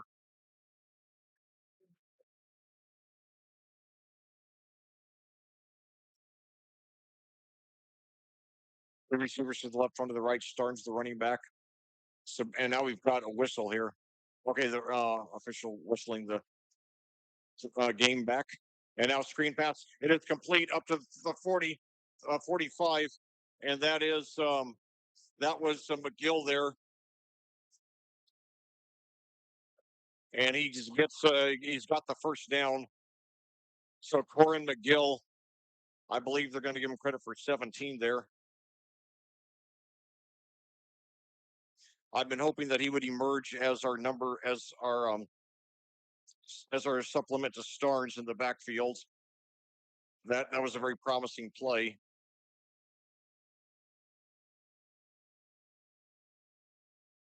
17 yards there in the first down on second and 11, bringing us to our own 46. Now, handoff starts again past the 50, past the 45, spins around, and breaks another tackle, gets up to the 30, and up to about the 31 there. So that's about 23 there by Starnes, one of his longest gains of the evening.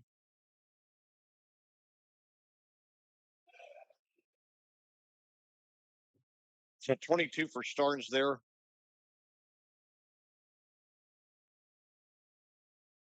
I have him 17 for 123 and 2 touchdowns. Three receivers now to the right, one to the left. Starnes, the running back, Sabankin, shotgun, 10:47 to go. Quakers first and 10 at the Meridian 32. Right snap, but he gets it. And now screen pass, and that might count as a. Will it count as a screen pass or a? Did they say he threw backwards?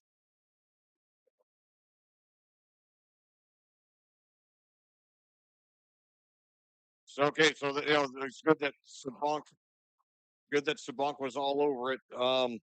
Granted, it's an 8-yard loss, but it's better than Perry Brady getting the ball. So now, and now we got a several flags there. There was movement before the play.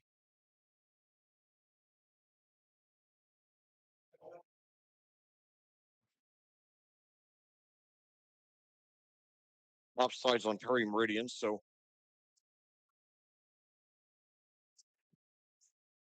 Quakers get 5 of the 8 yards that they lost. The Quakers get back 5 of the 8 yards that they lost.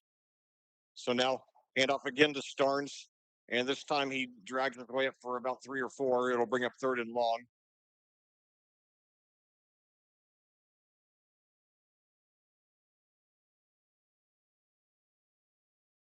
Perry Meridian does have some good talent on their team, and they do have a new coach. I don't know how much that's hurt the team, although they got off to the same 2-1 start as they did last year with similar results, similar scores, of their games last last year to this year. I was surprised that Brett Cooper resigned too because he clearly had the team, on the right track. So now two receivers to the left, and now we got another flag on third and 10. A lot of penalties in this game. I think this was by far the most penalized game, and this is going to be another flag against the Quakers. I didn't catch what it was for, but it looks like it's going to be a 5 yarder. So it's third and 15 now for the Quakers at their own 37.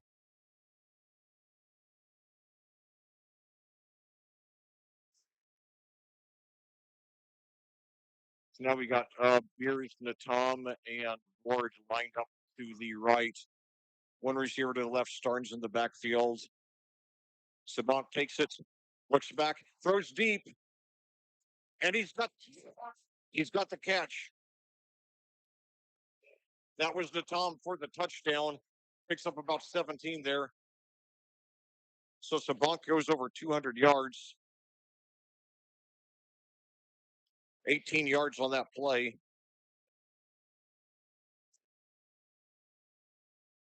Natom 4 for 77 now. As the Quakers line up, three receivers to the left, one to the right. Starnes in the backfield, Sabank in shotgun. Quakers in the red zone again.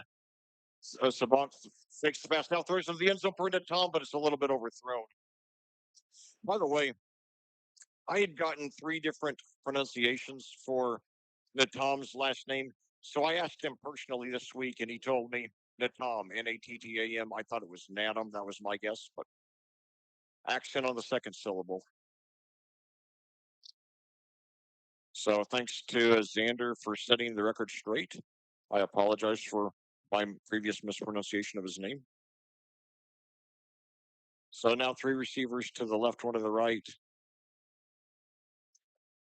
Starnes gets it. They're right on top of him. They bring him down right around the line of scrimmage. So that'll bring up third and long. I have Starnes 20 carries now. 8:37 to go. It'd be huge for Perry Meridian if they got Plainfield off the field without getting any points. The Quakers have made some big conversions. Like I said, I really believe those two conversions the 4th and 10 and the 3rd and 14 last week against Mooresville on the way to scoring their second and third touchdowns for the 2 plays of the game. I really do. So two receivers to the left, one to the right now. Takes the hand up to Starnes. Sabank rolls left, throws into the end zone. Oh, just he was going for Beers, which would have been his second touchdown of the game. Beers had to run really hard to get it. Just but there is a flag, so let's see what that's all about. I did not see the flag. Ineligible man downfield. Okay, so I guess they declined the penalty and make it 4th and 10, which is exactly what happened.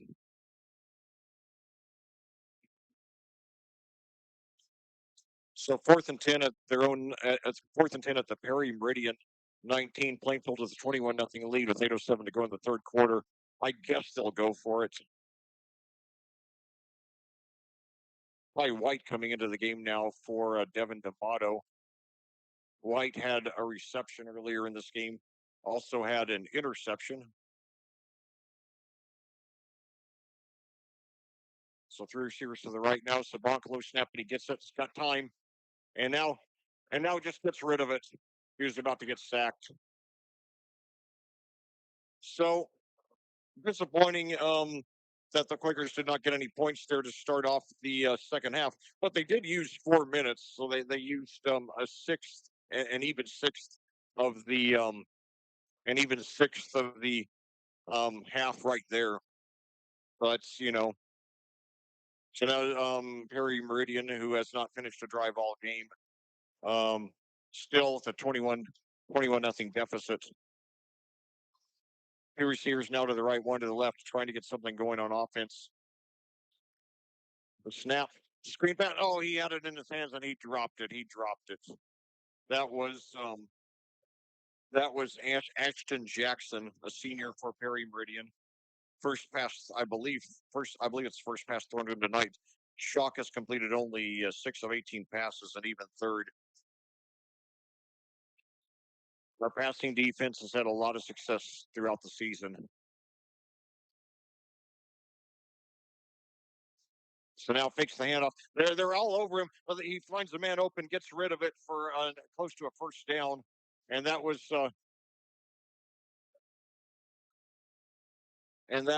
Carson Stringer with his third reception of the game. Going to be 8 yards there.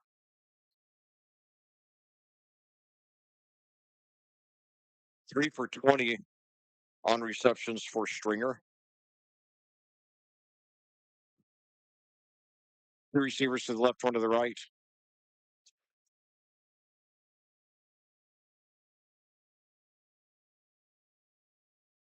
And up there, and Ling did get the first down and more, about 5 or 6 yards.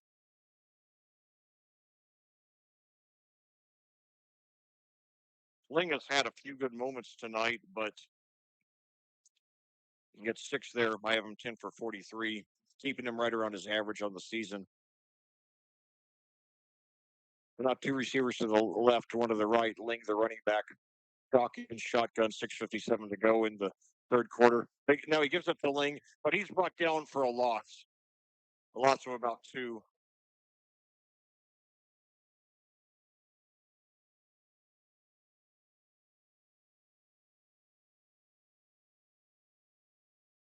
Second and 12 now for the Falcons at their own 31. Looks like Plainfield will move to 8-0 all time against Perry Meridian. The Falcons have become more competitive in the series in recent years. Two receivers now to the right, one to the left. Chalk in shotgun.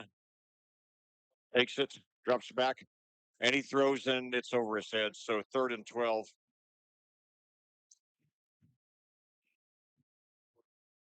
Chalk has completed only 7 of 20 passes. We do have a flag, so let's see what that's all about. Oh, pass interference. Okay. I did not see it, but obviously a break for the Falcons. Well, let's see where they moved the ball to. Okay, that was 31 to the 46. So The Falcons knocking on the door of Quaker territory. They've been in Quaker territory 4 times tonight, counting the last possession. Bryce turned it over on downs in the red zone, and now throws deep. And looks like there's some miscommunication. The intended receiver was Barker.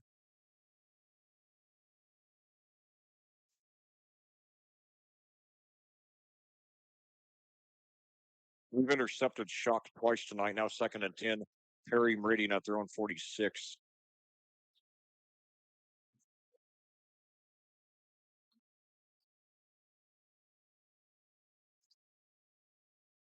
8:45 your time of day.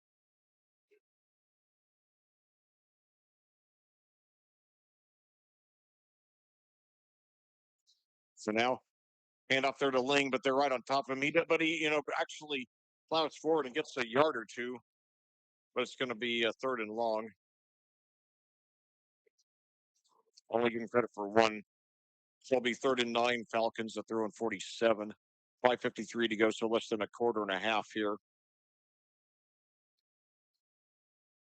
We have nearly full home bleachers here tonight. Probably 2,500 Quaker fans, maybe 3,000 with all the people in the standing room. It's really great to see such a huge crowd on this lovely late summer evening. So now throws up the middle, and it's over its head. Was not close to anybody.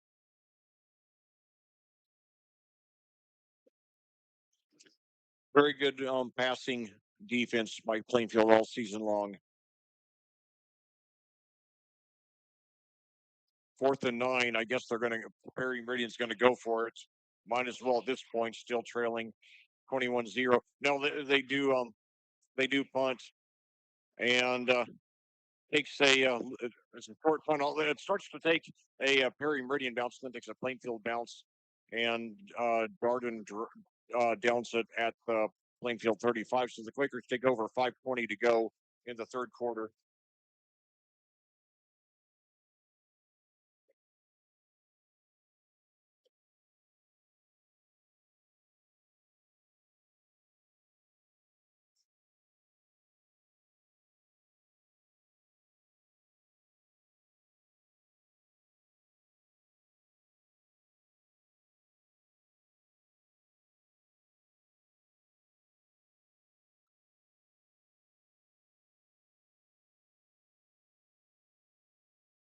So now Plainfield's got the ball again, hands off to Starnes, and he goes up for about 10 or 11, but we got a flag. These flags are really dragging out this game. 8:47 your time of day, and holding against the Quakers. So another play coming back.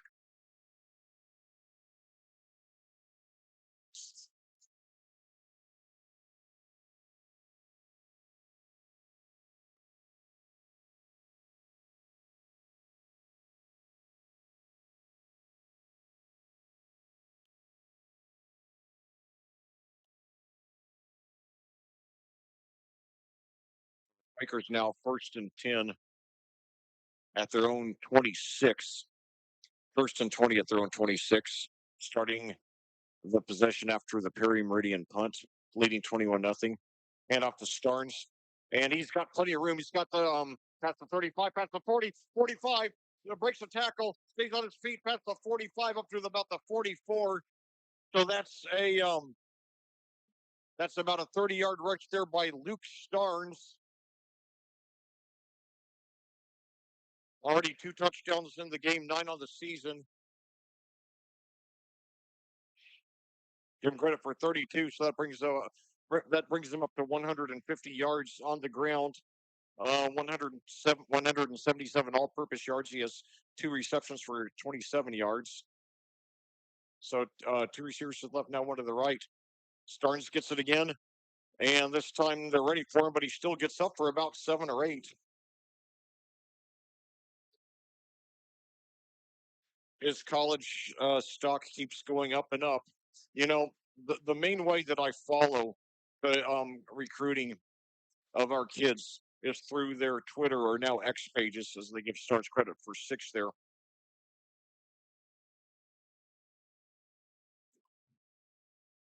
Um, I have not seen Starnes post anything. A lot of kids post. It seems like every letter they get, every offer, every campus visit, Starnes has been quiet, at least on the Twitter front. And now screen pass to Natom. He gets on the left side for the first down. Picks up for about six. Picks up about six.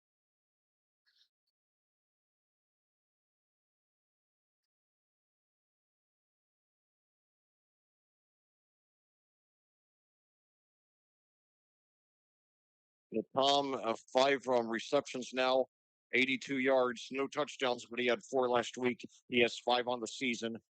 So now two receivers to the right, one to the left. Starnes, the running back, takes the handoff, and he past the 30, past the 25, up near another first down.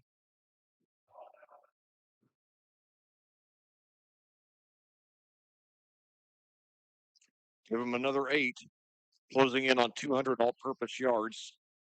I have him 23 for 164 and two touchdowns on the ground. Quakers' second possession of the second half. The first one, turnover on downs at the Perry Meridian 19, using up exactly 4 minutes to start off the second half. So two receivers now to the right, one to the left. Sabank takes it, screen pass, it is complete, and he's got a first down past the um, that was to Vanderbush. He gets about five.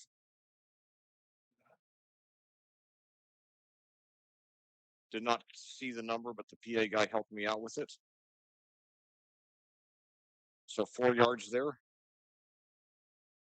Vanderbush with his fifth reception of the game, showing a lot of promise for us. It's exciting that we have him back for 2 more years. Two receivers to the left, one to the right. Now, handoff there to Starnes again, and he gets up for about another eight or nine, but there is a flag, so let's see what that's all about. But okay, it's coming back, holding against the Quakers. Definitely penalties. The one blocked against Plainfield, but overall, very good overall game. Their most solid game from start to finish so far.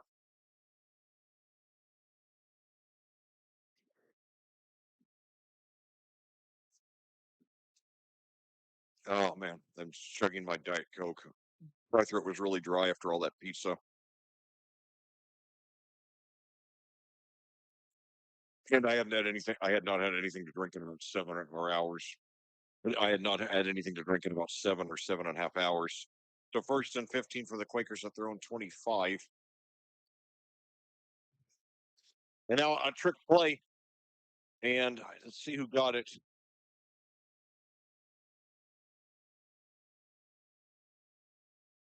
I believe that was Natom there. I believe that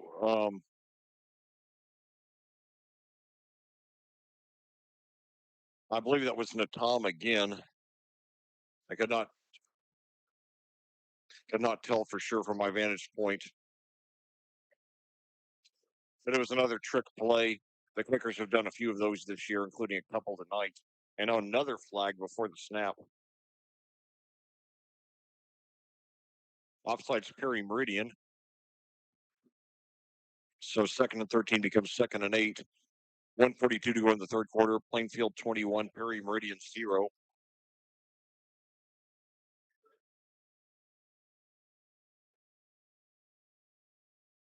Well, so now screen pass over to the right off the fingertips of the intended for Ward. So that'll bring up third and 8. I have Sabank 17 for 30. Sabank throwing far more this year. He had 559 yards in 11 games last year, starting every game as a sophomore. Already well over 800 yards through not even four full games yet as a junior. Great progress there. So now hand off to Starnes again, and he gains about three. He's going to be far short of the first down.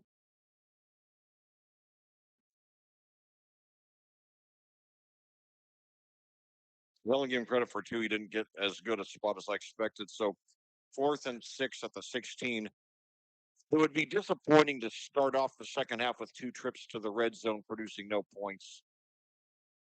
And Edwards, this would be a 33-yard field goal. I don't know if Edwards has that kind of range or not. He has gotten consistent on his extra points at least after a rough first couple of weeks. Lakers are going for two receivers to the right, one to the left, and now I believe Plainfield is. I believe Plainfield just took its first time out with 46.3 seconds to go here in the third quarter. So let me catch my breath here. A lot to talk about in this game. Most of it positive from a Plainfield perspective, but I'll tell you, if you've been following this series with Perry Meridian, you know that they've gotten a lot better over the years. You know, when they first got into the Mid-State Conference in 2018, they were the worst team in the conference, even though they were the only 6A school in the conference at the time. Decatur Central this year joined them in 6A. Um, and Plainfield, beat them starting in 2018, 42-7, then 42-20, then 42-7 again.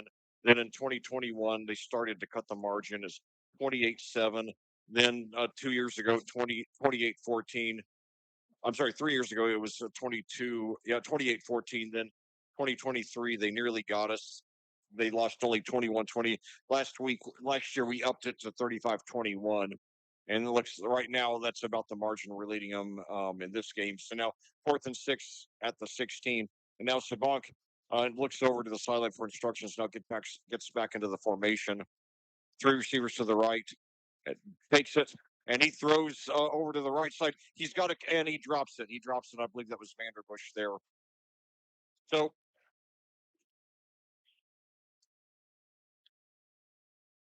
and I hate leaving these points on the field. If we had completed this drive at the first drive of the house, if we had completed this drive in the first drive of the half, both of which, ended on turnovers on downs in the red zone at the 19 and the 16, this would be a running clock game right now, assuming we made at least two conversion points, which is probable. So, granted, this week we left points on the field when we already, were in when we already had a firm grip on the game, but I hate to see it at any time in the game. So now Perry Meridian trying to get back in at 41.6 seconds to go in the third quarter. Keeper there by Shock. He's looking for some room, goes all the way over to the left side of the field, maybe gets a yard or two. 31 seconds to go in the quarter. Give him credit for one, his second keeper of the game, the first one for 5.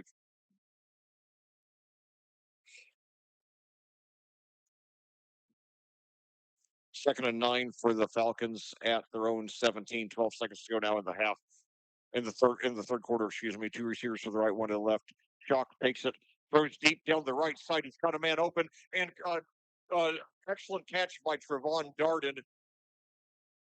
It's a long-awaited first catch of the game. He's played very well as a sophomore. Finally got his first catch of the game. I think they're going to give him 24, maybe. They're marking it at the 39, and that's the end of the half.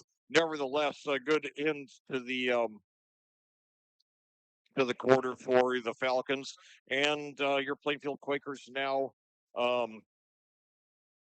your Plainfield Quakers now 12 minutes away from a 4-0 start, their third in a row. They lead Perry Meridian 21-0 here on AudioSportsOnline.com. This broadcast of Plainfield Quakers football on AudioSportsOnline.com is brought to you by the generous donations of our sponsors. We would like to thank them, and we hope you will support them. They are Frigid Frog, New Wave Solutions, Ganell Financial, Pro and Family Construction, Adrenaline Fundraising, Crest Point Real Estate Coach P. Chris Pearson, Sellis Jones of the Stewart Home Group, Remax Centerstone Julia Berberich, Flora Brothers Painting, I-70 Wrecker Service and Garage, Units Moving and Portable Storage, Haynes Roofing and Remodeling LLC, Headquarters Barber Shop, Edward Jones, Chris Hoskins, Ellison Associates, and BGW Construction and Legacy Motorsports. Thank you, sponsors. Your support for the student athletes of Plainfield High School is greatly appreciated. Well, back here at Plainfield, um, We're about to start the fourth quarter with your Plainfield Quakers leading Perry Meridian Falcons 21-0. Perry Meridian has the ball first and 10 at their own 39 following a 22-yard pass from Jackson Shock to Trevon Darden. Now Christian Ling gets rushed and he takes it up 5 or 6 yards.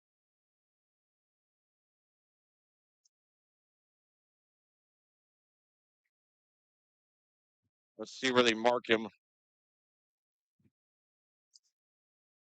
There is a flag.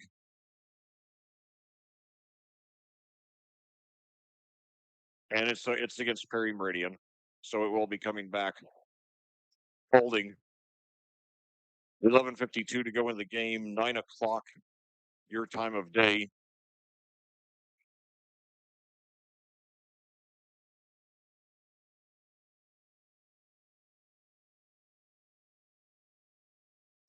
Two receivers to the left, one to the right. Ling there in the backfield. Ling gets it again.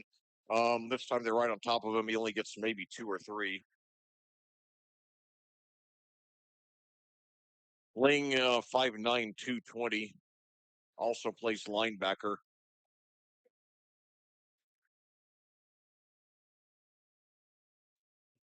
Only gets about one. They're bringing up 2nd and 19 at the 30. 11:15 to go in counting. Plainfield about to move to 8-0 all time against Perry Meridian.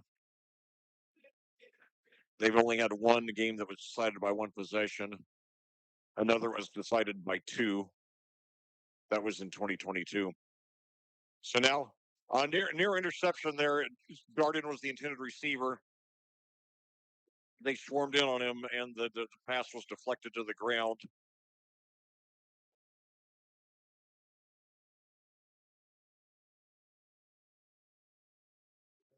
Third and 19 now for the Falcons at their own 30.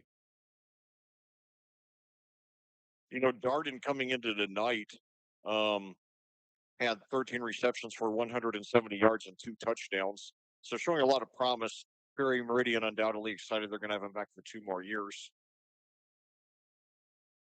So now 2 receivers to the right, 1 to the left. And now they swarm in there on Shock, and he runs out of bounds around the line of scrimmage, bringing up 4th and very long.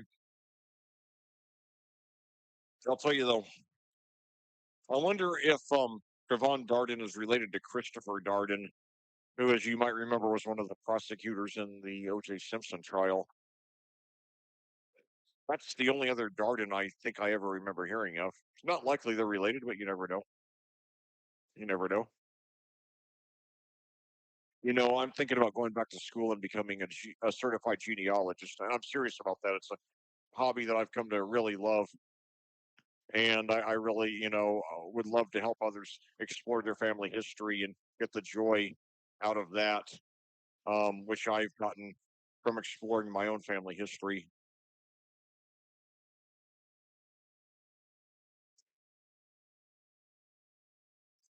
So it looks like the Falcons will punt again with 10:48 to go rather than go for it. I know they've looks like there's a 5-yard penalty that I missed. Sorry about that. But anyway, here's the punt. It's a good punt. It goes well past midfield and goes out of bounds around the 40 or yeah, they're going to mark it around the 40 of Plainfield. So hopefully the Quakers will get a score here. Both drives of the second half, they've gotten into the red zone and turned it over on downs at the 19 and the 16.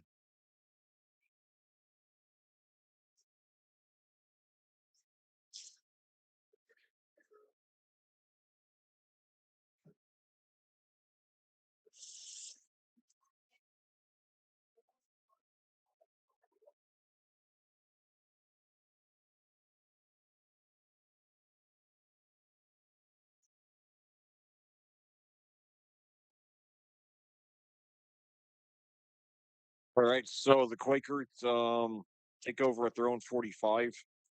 10:42 to go. 2 timeouts, 21-0 lead. Now Sabonk drops back, fakes the handoff to Starnes, gets rid of it. I think Starnes got, and he's got past the 45, 40. And now it's cuts fast to 35, 30, breaks the tackle inside the 25, inside the 20. So Luke Starnes about 35 yards there on a reception. Let's see where they mark him. I think they're going to mark him right at the 20. We do have an injury here. A Perry Meridian player. He appears to be in pain. It looks to be a leg injury. So yeah, they did give him 35 yards there. That moves Sabank to 18, 18 completions out of 31 attempts, 257 yards and one touchdown. It also moves Starnes to 3 for 62 on receptions to go with 24 for 166 and two touchdowns on the ground. So giving him a whopping 228 all-purpose yards. And now he's now within 550 or so yards of the all-time lead. I'll get into that a little later on. Okay, the injured Falcons player, he's starting to stand up, getting a nice ovation from this crowd. He's Geno Stewart. He is a senior.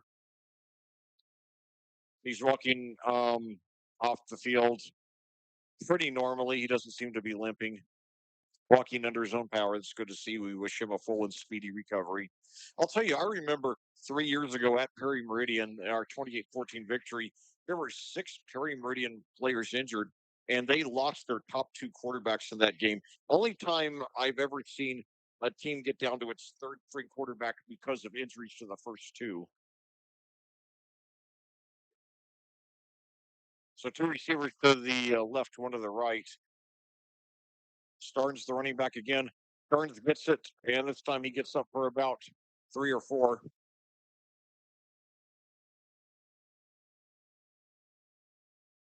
And I'll tell you, with Starnes, he has good speed, but the thing that impresses me the most about him is just how tough he is and how good his moves are and how he just relentlessly will do everything he can to break a tackle or spin around or evade a tackler and just get, even one extra yard if he can. Sometimes he gets a whole bunch of extra yards. But yeah, I think the college scouts are going to love that toughness. So now screen pass, and he's up there for about. And now he gets into the end zone for the touchdown. To Austin Ward. Austin Ward, his second touchdown of his career.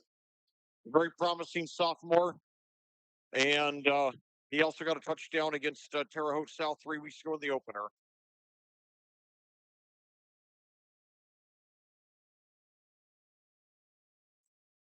So Sabank closing in on 300 yards through the air. So glad we got a second half touchdown. I would hate to have had 3 second half red zone possessions with no points. So now Edwards trying to make it 4 for 4 on extra points. High snap, but he gets it. The kick is up, and it is good. The Starnes, I'm sorry, Edwards 4 for 4. And that's the first score here of the fourth quarter. And I remember 3 years ago down in 2022 at Perry Meridian, it was 28-0 in the fourth quarter. They came back to make it 20. It was 28-0 in the fourth quarter, and they came back to make the final score a misleading 28-14. They got 2 late touchdowns. In that game, when it was 28-0, they scored on the ensuing kickoff. They had a kickoff return for a touchdown, and then on like in the last 3 or 4 minutes, their reserves got a touchdown, and it was actually their third string quarterback that led them to that score. But in that game, Perry Meridian, after their starting quarterback Alan Zupon, who was then a sophomore but already doing very well, got injured around midway through the first quarter. The team was just completely ineffective on offense under their second string quarterback. And Perry Meridian did not get an earned first down until the last 4 minutes of the game.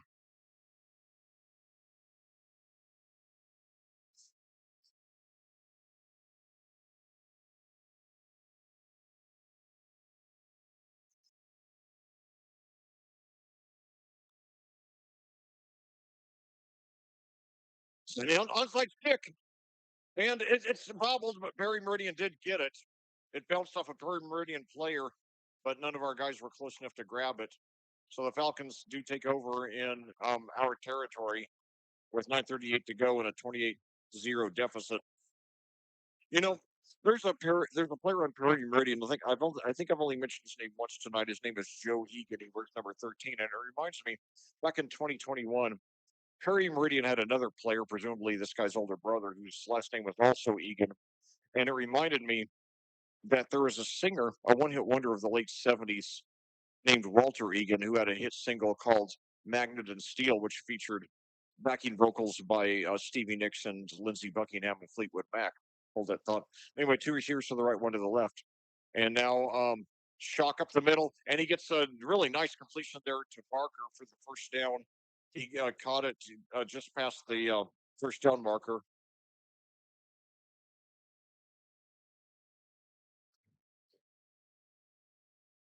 Barker, the MVP, in my opinion, for after that 12-yard pickup. Barker, the MVP tonight. He has, by my count, four receptions for 99 yards, including a 55-yarder. Two receivers to the right, one to the left. And now another,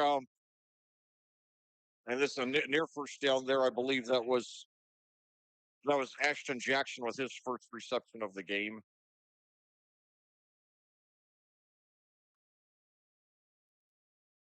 Gain of 9 there. So Ashton Jackson becoming the fifth Falcon to catch a pass as the Falcons still try to get their first score.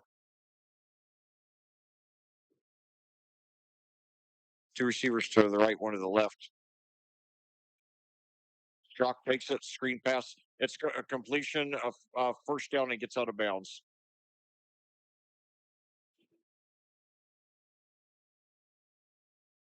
That was the stringer there. Picks up about 7 yards. Well, actually, they didn't give him quite as good a spot as I thought. 5 yards to the 22. Stringer's fourth reception of the game. He has 25 reception yards. First and 10 for the Falcons at the Plainfield 22, 8:32 to go. Plainfield leading 28-0. And now pass deflected.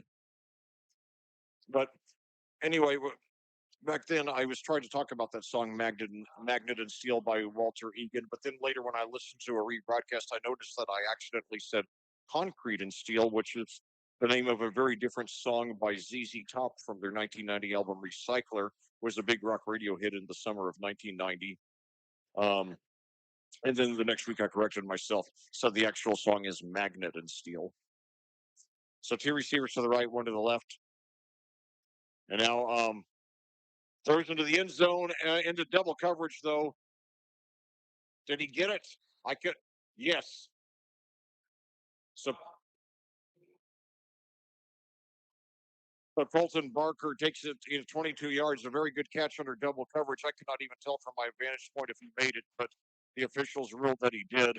And Perry Meridian avoids the shutout here with 8:21 to go. Reestablishing, or bolstering my earlier description as Barker as the player, my earlier description of Barker as the player of the game.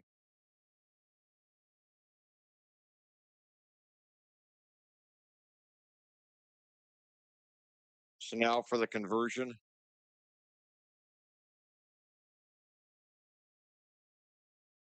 So hopefully we'll finish with another score. But the point is, Harry Meridian, I do give him credit for fighting hard in this game where they could easily be down. They could easily be in a running clock situation here.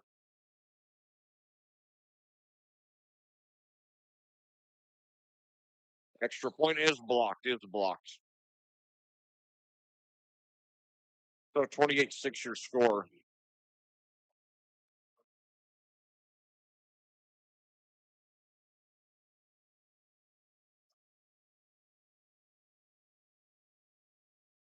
Yeah, that was. I'm a rock music historian, and so that was That was an embarrassing mistake, saying concrete and steel instead of magnet and steel. Two rock classics that sound very different from each other. Speaking of, being a rock historian, a couple of years ago, my dad and my son and I all went down to the Scottish Rite Cathedral in downtown Indianapolis to see a one-man play called "Give 'Em Hell, Harry," in which President Harry Truman was played by his real-life grandson, Clifton Clifton Truman Daniel. That's his name. He's actually a professional actor, and he did a Q&A after the play, and I asked him what he thought of the rock group Chicago's 1975 song "Harry Truman," which has the distinction of being the only top 40 single ever named after a president. And anyway, Daniel, he seemed glad I asked the question because he gave seriously like a 3-minute answer, and he said that having grown up in New York, he had not really thought much about being Harry Truman's grandson. But then when that song came out, and a friend of his called him over to the radio, and he heard "America Needs You, Harry Truman," the opening lines of the song. Daniel said that's the first time he realized how cool it was to be Truman's grandson. But anyway, so onside kick, Plainfield recovers. They take over around their own 40. The onside kick, the kicker put too much on it. It went traveled about 20 or 25 yards. So the Quakers take over.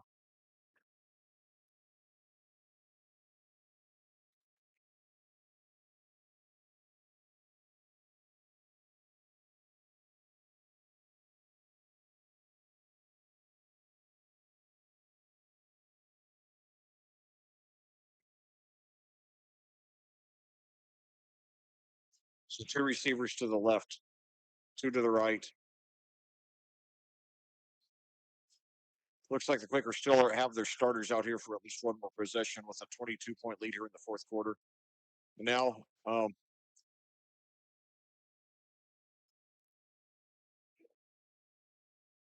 screen pass to Ty White, who's played a little bit on offense tonight, normally a defensive player.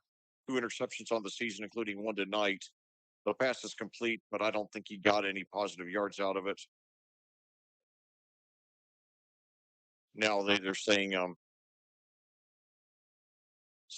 no gain.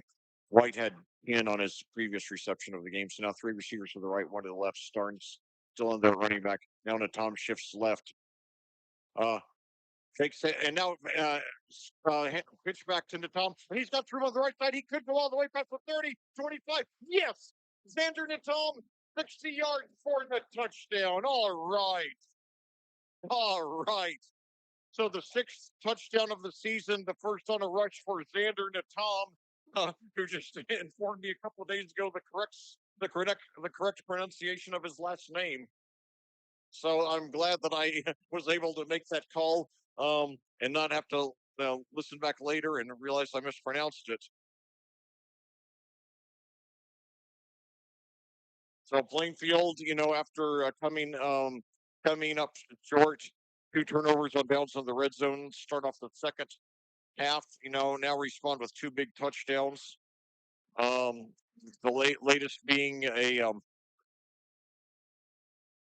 now the extra point is good. So Edwards 5 for 5. So Natom,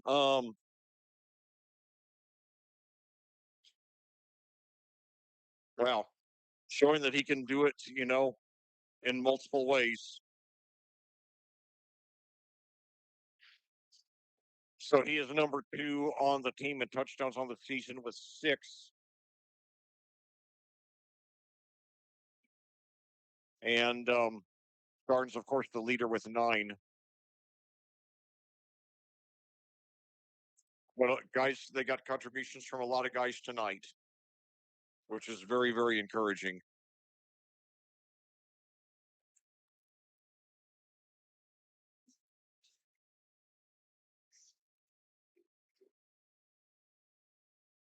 Well, let me try to right now. Let me try to get some other scores.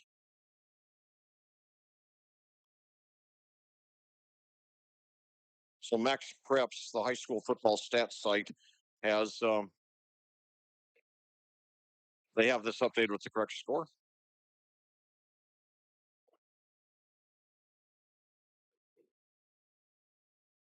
So now a deep kick, and it goes. Did he say across the plane? I thought it went out of bounds just short of the pylon, but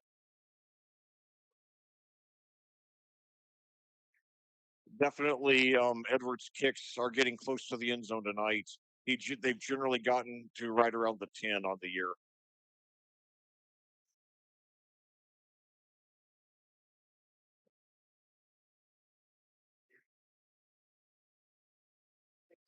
Edwards is a junior. Okay, so they're saying yeah, it was a touchback, so it must have just made it over. It was very close. I knew that. 35-6 your score.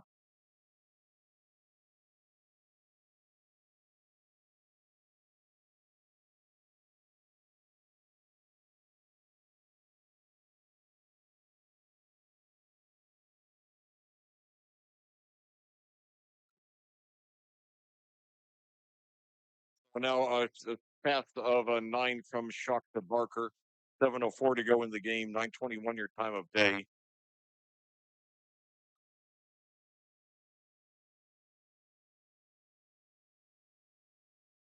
Shock quietly nearly 200 yards on the ground.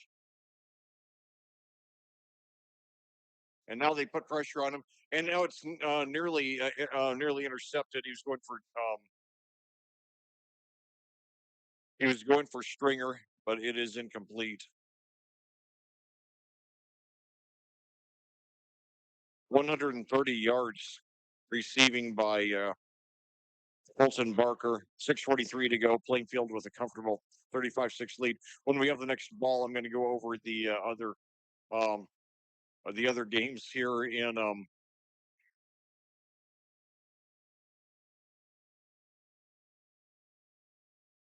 now Ling there gets the first down and a little more.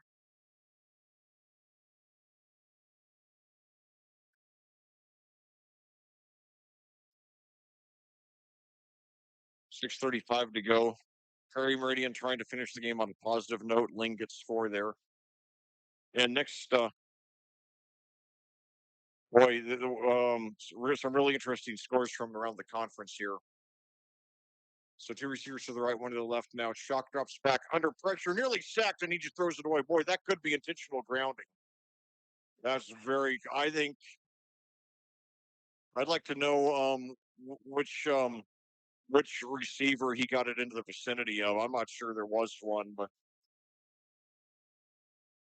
great pressure there by the Quakers. They got 6 sacks against Landon Mikaloff of Harrison 2 weeks ago, including the last 2 plays of the game to clinch the win. Then we got sacks 3 times on Connor Cruz of Mooresville last week.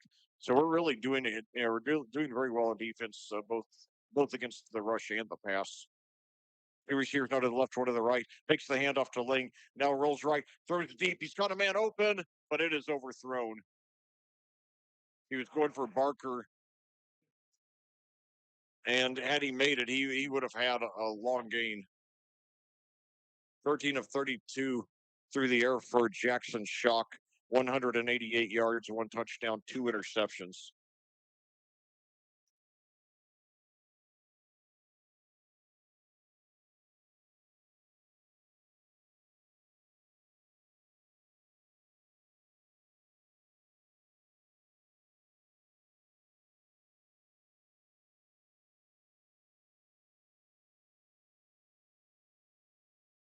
So now we got the flag, and now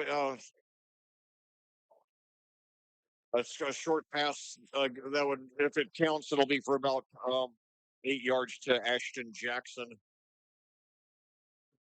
Well, let's see who the flag is against. Holding against Plainfield. Against Plainfield.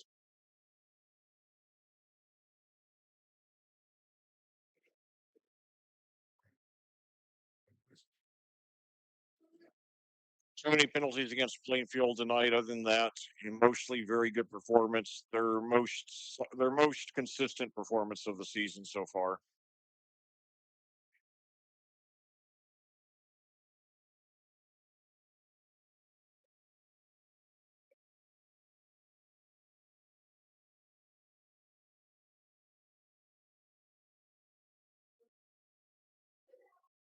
6:02 to go in the game. Plainfield leading 35-6.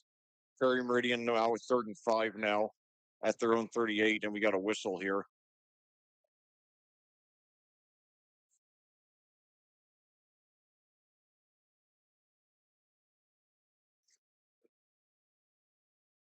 So now Shock throws deep and not close to anybody. Going for Barker again, but I think this was just desperation. And that was not even close to him. I like the pressure that we're putting on Shock. We're not getting the sacks tonight like that we've gotten the last couple of weeks, but I think we're making him often get rid of the ball before he wants to, and sometimes that's good enough because he's only completed 13 of 33 passes. He has 188 yards, but he's worked very hard for them, and they've been playing from behind since we got our first score on our first possession. So now Shock throws deep again over to the right side. Did he get it? I couldn't tell from my vantage point. I don't think he did.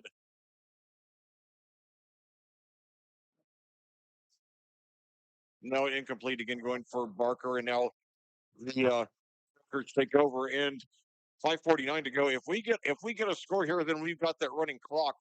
Make a big difference at this point. But okay, let me go through the other mid-state conference scores here.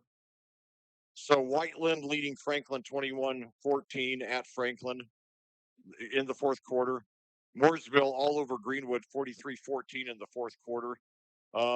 Greenwood, our opponent next week. Mooresville recovering from the beating we put on them last week, so they will move up to 3-1. Greenwood will drop to 1-3.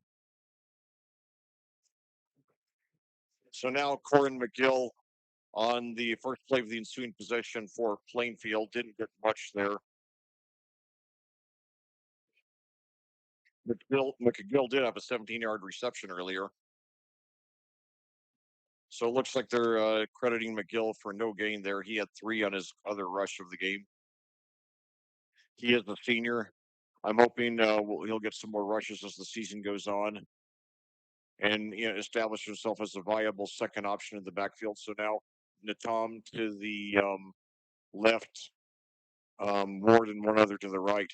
And now McGill gets it again, does a little better this time, gets about 3. Corin McGill, first name Corran. Didn't get as good a spot as I thought. 3rd and 8 now. Not a huge deal if we don't score here, but it would be cool to get that running clock, especially since it is 9:28 our time of day. So now Natom out to the right, Ward and Beer. No, Ward and Beers to the right, Natom to the left, McGill the running back, and now green pass, and it is caught, and to Beers, he gets about 4 or 5. He's going to be short of the first down.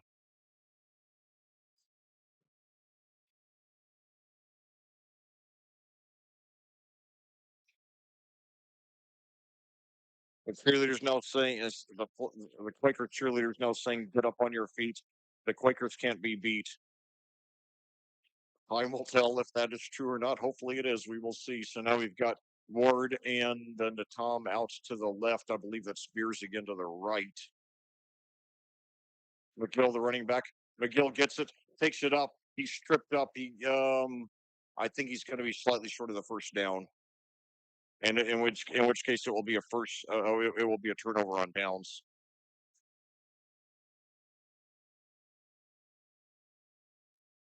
Yeah, he got 2 of the 3 he needed. So McGill 4 for 7 on the ground tonight. He does have a 17-yard reception though, so 24 all-purpose yards.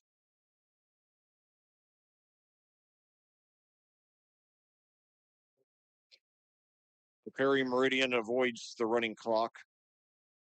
They will have at least one more chance on offense. So okay, so let me recap the scores. Whiteland leading Franklin 21-14 in the fourth. Mooresville leading Greenwood 43-14 in the fourth. Get this final score: Decatur Central 75, Martinsville 6. And now Screen pass that it's caught, and he gets out of bounds. That's Barker again. 3:29 to go. Gets out of bounds and gets about 7.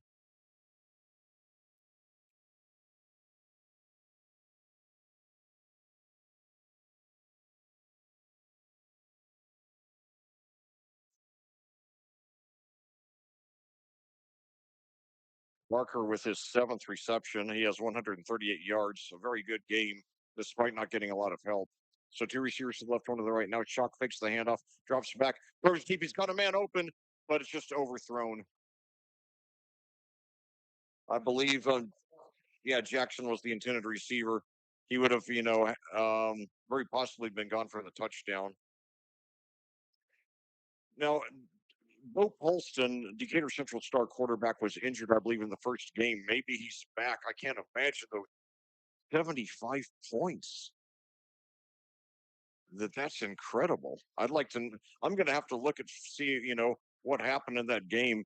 Um, okay, they got 29 points in the first quarter, 32 in the second, 7 in each of the third and fourth.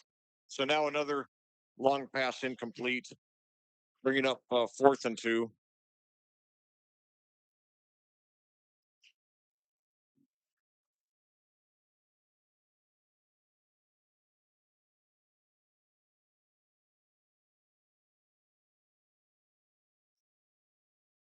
Let's see. So far, these are all rushing touchdowns that I see. Maybe they just. So yeah, it looks like Polston's not back, and they still scored 75 points without him. That's incredible. Now a good rush up the middle for the Falcons. They got the first down.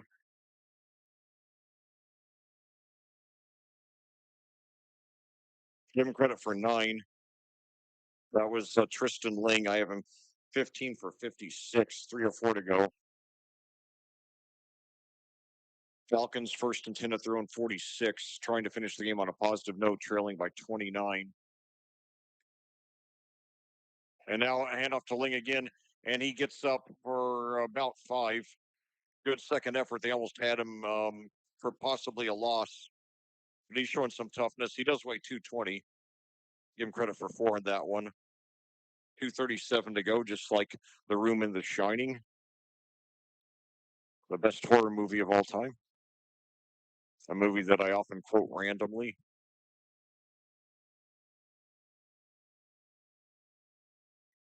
And now 2 receivers to the right, 1 to the left. And now almost sacked, but he gets rid of it. And actually they got a pass to Ling, and he gets about 12 or 13. But we got a flag, so let's see what that's all about. Yeah, when my kids were little kids and they would misbehave, I would tell them in my best attempt at a British accent that I was going to correct them, and that if their mom tried to prevent me from doing my duty, I would correct her. If you've seen the movie, you understand. But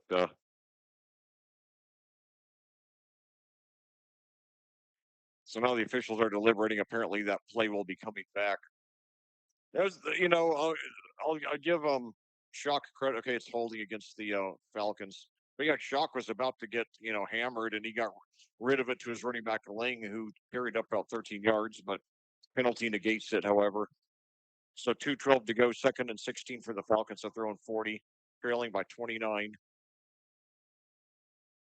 And now, and it's intercepted, and he could pick it all the way for the touchdown. He does, yes. And we got that running clock after all.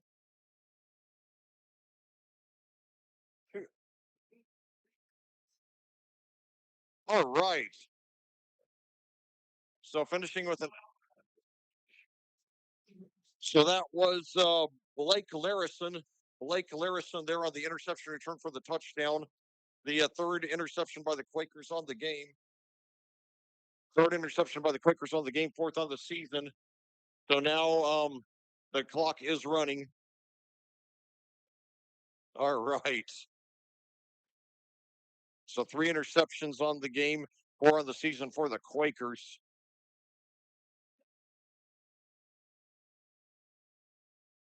So Larison, I assume, is the younger brother of Troy Larison, who was a senior on the 2022 team, a track and field star who they converted to be a running back. And now bobbled the snap, but the holder, did he get it in? No, no, they said he didn't quite make it in. Nevertheless, good effort. And 41-6 is your score here. So that's the only failed conversion. It was a bad snap, and the holder tried to take it in, just missed it. I thought he'd broken the plane, but the official said no. Now a few fans filing out, but I'd say we've had 3,000 Quaker fans here, probably 200 Falcons fans. So probably the best attendance. Well, I think we had better attendance tonight than we did a couple of weeks ago against Harrison, in part because, a much closer school. Harrison, about 80 miles north of here in Tippecanoe County near the Purdue campus.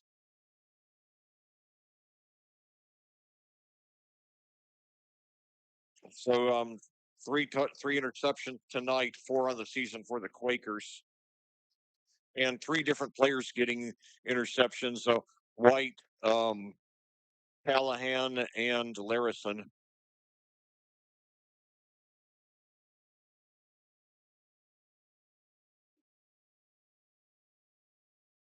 Very, very encouraging, very exciting. And it's always great to finish with an exclamation point.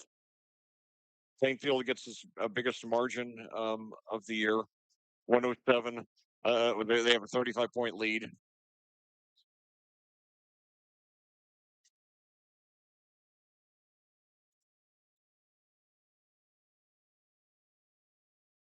So now the kickoff goes to about 12, and it's returned up to about the 25. The clock will not stop here. So Perry Meridian will get 1, maybe 2 more plays, unless they use their timeouts. I think you can use your timeouts during the running clock, 48 seconds and counting now. And um, maybe they're not even going to bother trying to do it. They're not showing any urgency to get information, and the play clock has not begun yet. And there's 28, 27, 26, 25. So no, they don't even have to run a play now. And I don't think well, now they're lining up 18 seconds. So, well, there won't be one more play. So now 2 receivers to the left, 1 to the right, Shock in shotgun. He hands off to Ling, and he gets up for about no gain. So your Plainfield Quakers, mostly a very good performance from start to finish on both sides of the ball and on special teams. They get their biggest one of the year, most consistent performance of the year. They beat the Perry Meridian Falcons 41-6. We'll be back with a recap and a look ahead to next week's homecoming showdown against Greenwood after these final words from our sponsors on audiosportsonline.com. This broadcast of Plainfield Quakers football is brought to you by the generous donations of our sponsors. We would like to recognize them, and we hope you will support them. They are Rigid Frog, New Wave Solutions, Gunnell Financial, Crone Family Construction, Adrenaline Fundraising, Crest Point Real Estate Coach P. Chris Pearson, Selwith Jones and the Stewart Home Group, Remax Centerstone Julia Burbridge, Flora Brothers Painting, I-70 Record Service and Garage, Units Moving and Portable Storage, Haynes Roofing and Remodeling LLC, Headquarters Barber Shop, Edward Jones, Chris Hoskins, Ellison Associates, Ellison Associates, BGW Construction, and Legacy Motorsports. BGW Construction, Legacy Motorsports.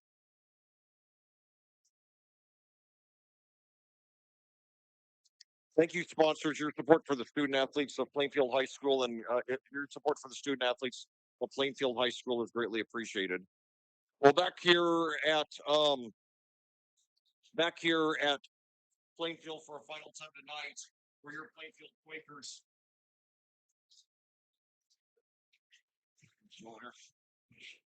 Well, back here at Plainfield for a final time tonight, we are Plainfield Quakers. Have just gotten a very big.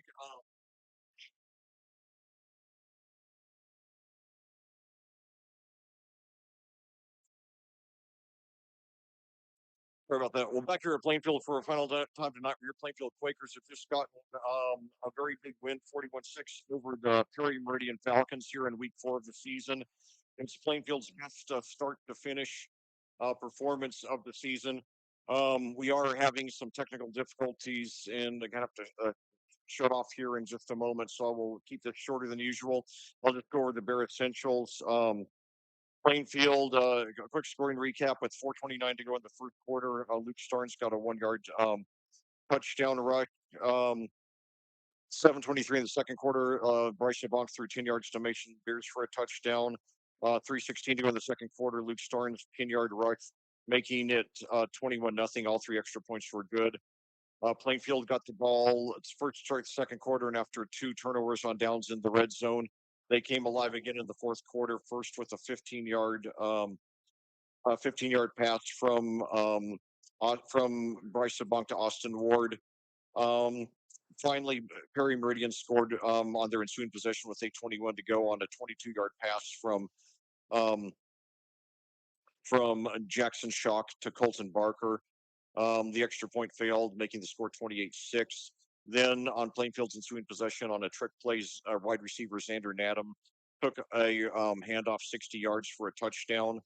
And finally, in the final 2 minutes, with 150 to go, Blake Larison intercepted a Jackson Shock pass, took it in for a touchdown. There was a bad snap, and the 2 point conversion attempt failed, bringing us to our final score of 41-6.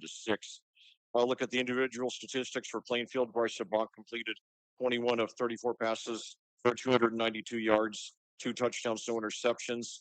For the third time this season in 4 games, he completed passes to 4 different receivers.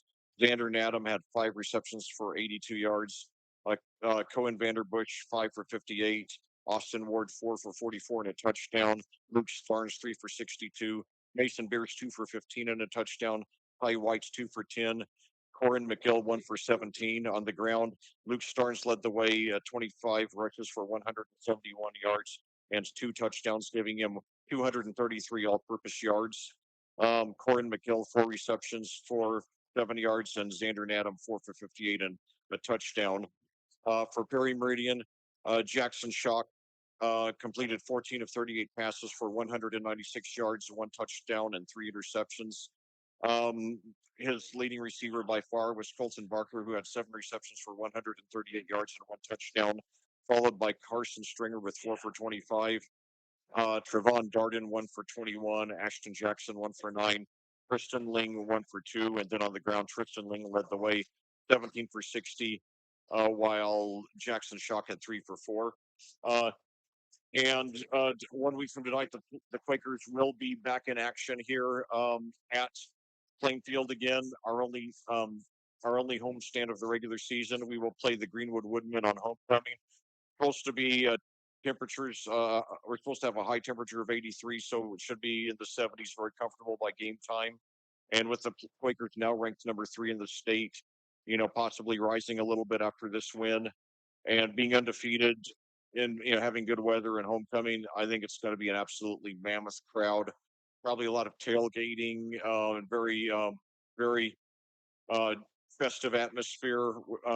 So I hope you all will get out there. So let's fill up these stands, fill up the standing room, and just show these kids at the midway point of the regular season that we're behind them and we really believe in them. That they can make this an epic season in program history. So anyway, once again, your final score here tonight at Plainfield.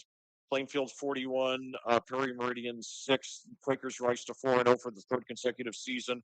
The Falcons dropped to 2-2 after a 2-game winning streak, and Plainfield moves to 8-0 all time in the series over Perry Meridian.